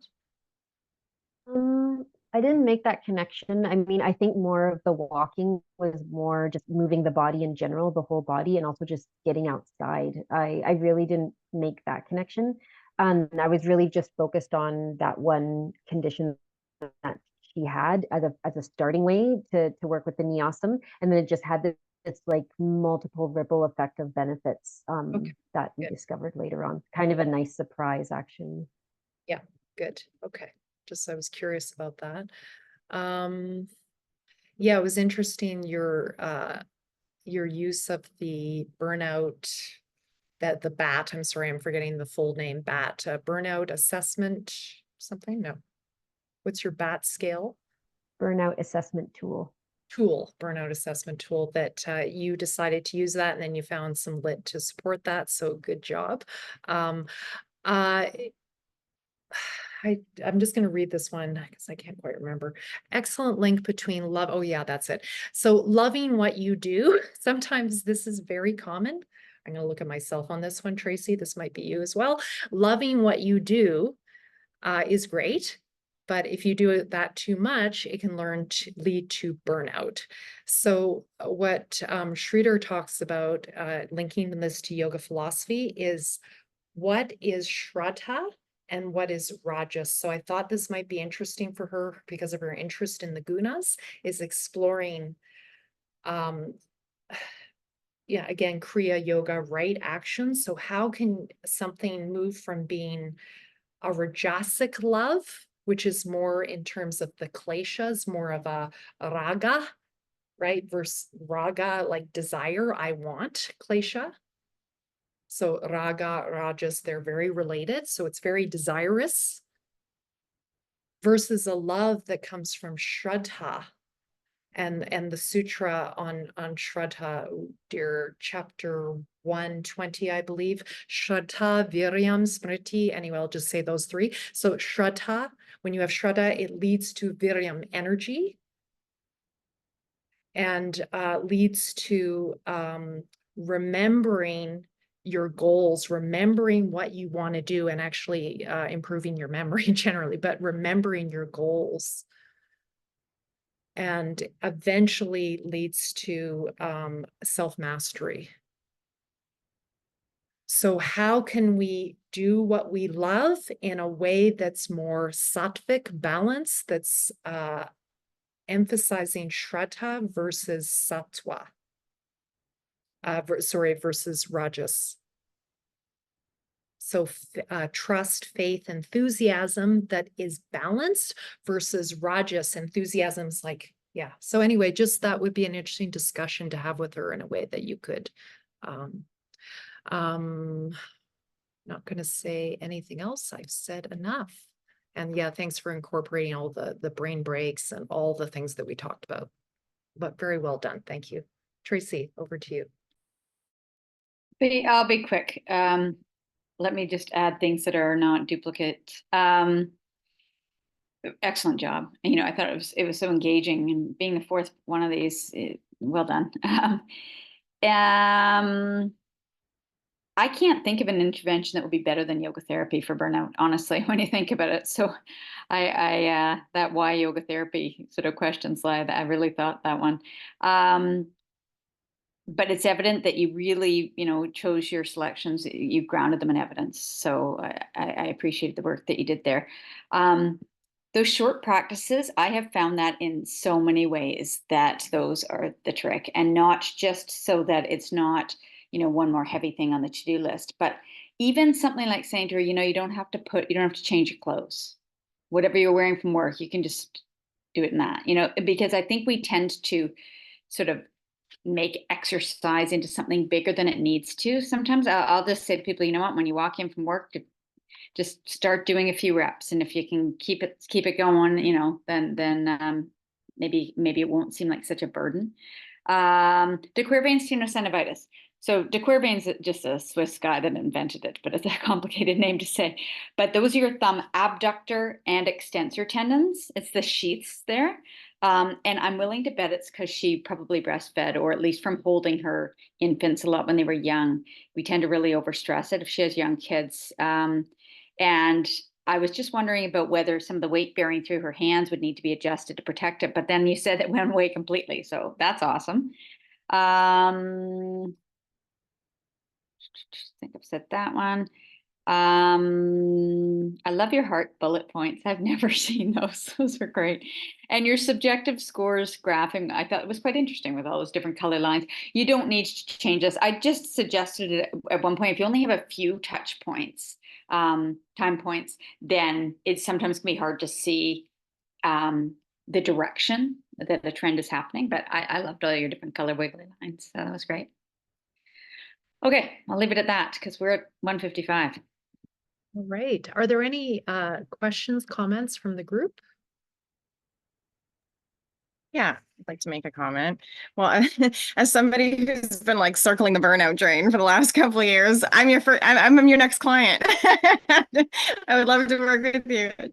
But yeah, no, I thought that was really, really well done. And the presentation was beautiful and really engaging. And yeah, one thing that I'll share with the group, just to sprinkle a little hope in kind of like how we're defining burnout and saying that it's like it's a workplace thing is in my career counseling class, I learned that there's this big push in the career counseling world to actually redefine the term career as a collection of roles that you from birth to death, not necessarily this like a career is this thing you do to make money.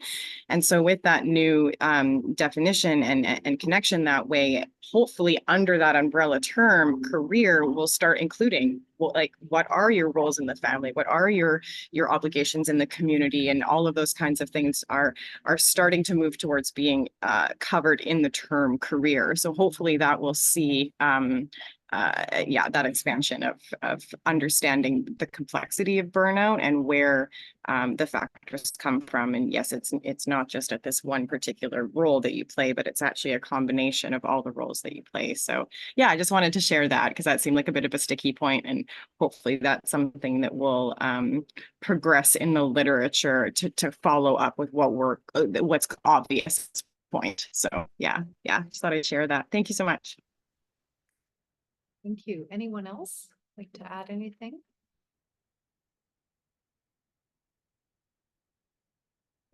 Tracy, you put something in the chat about Oh, I was just saying occupation's a better term than work because we can, our occupation can be in a lot of different facets. I got to say, well done on the time management, everybody. It's pretty rare when a four presentations of, that length, we're going to wind up perfectly on time. So thanks, Maggie. Thanks, everyone. On a sunny Saturday. I know. Well, get to get out there. So could we just end with Asatoma Sit Gemiya? Is that okay for everyone? Okay, great. Okay. So Tracy, because this might be new for you. So Asatoma Sit Gemiya, this chant our teachers in Chennai, they do it at the end of a practice session or a lecture. And the meaning is, may we be led from what is untrue to what is true. May we be led from what is heavy or dark to what is light. And may we be led from over-identification with what changes to the changeless. So over-identification with this body and this life to immortality, being more identified with the changeless. Okay, so here we go.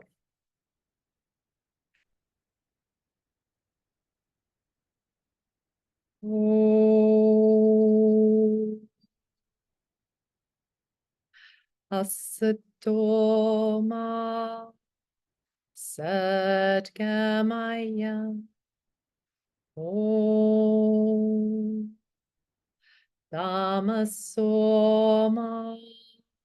Jyotirgamaya. Om Mrityoma Amritangamaya. Om Shanti Shanti Shanti Hari Om.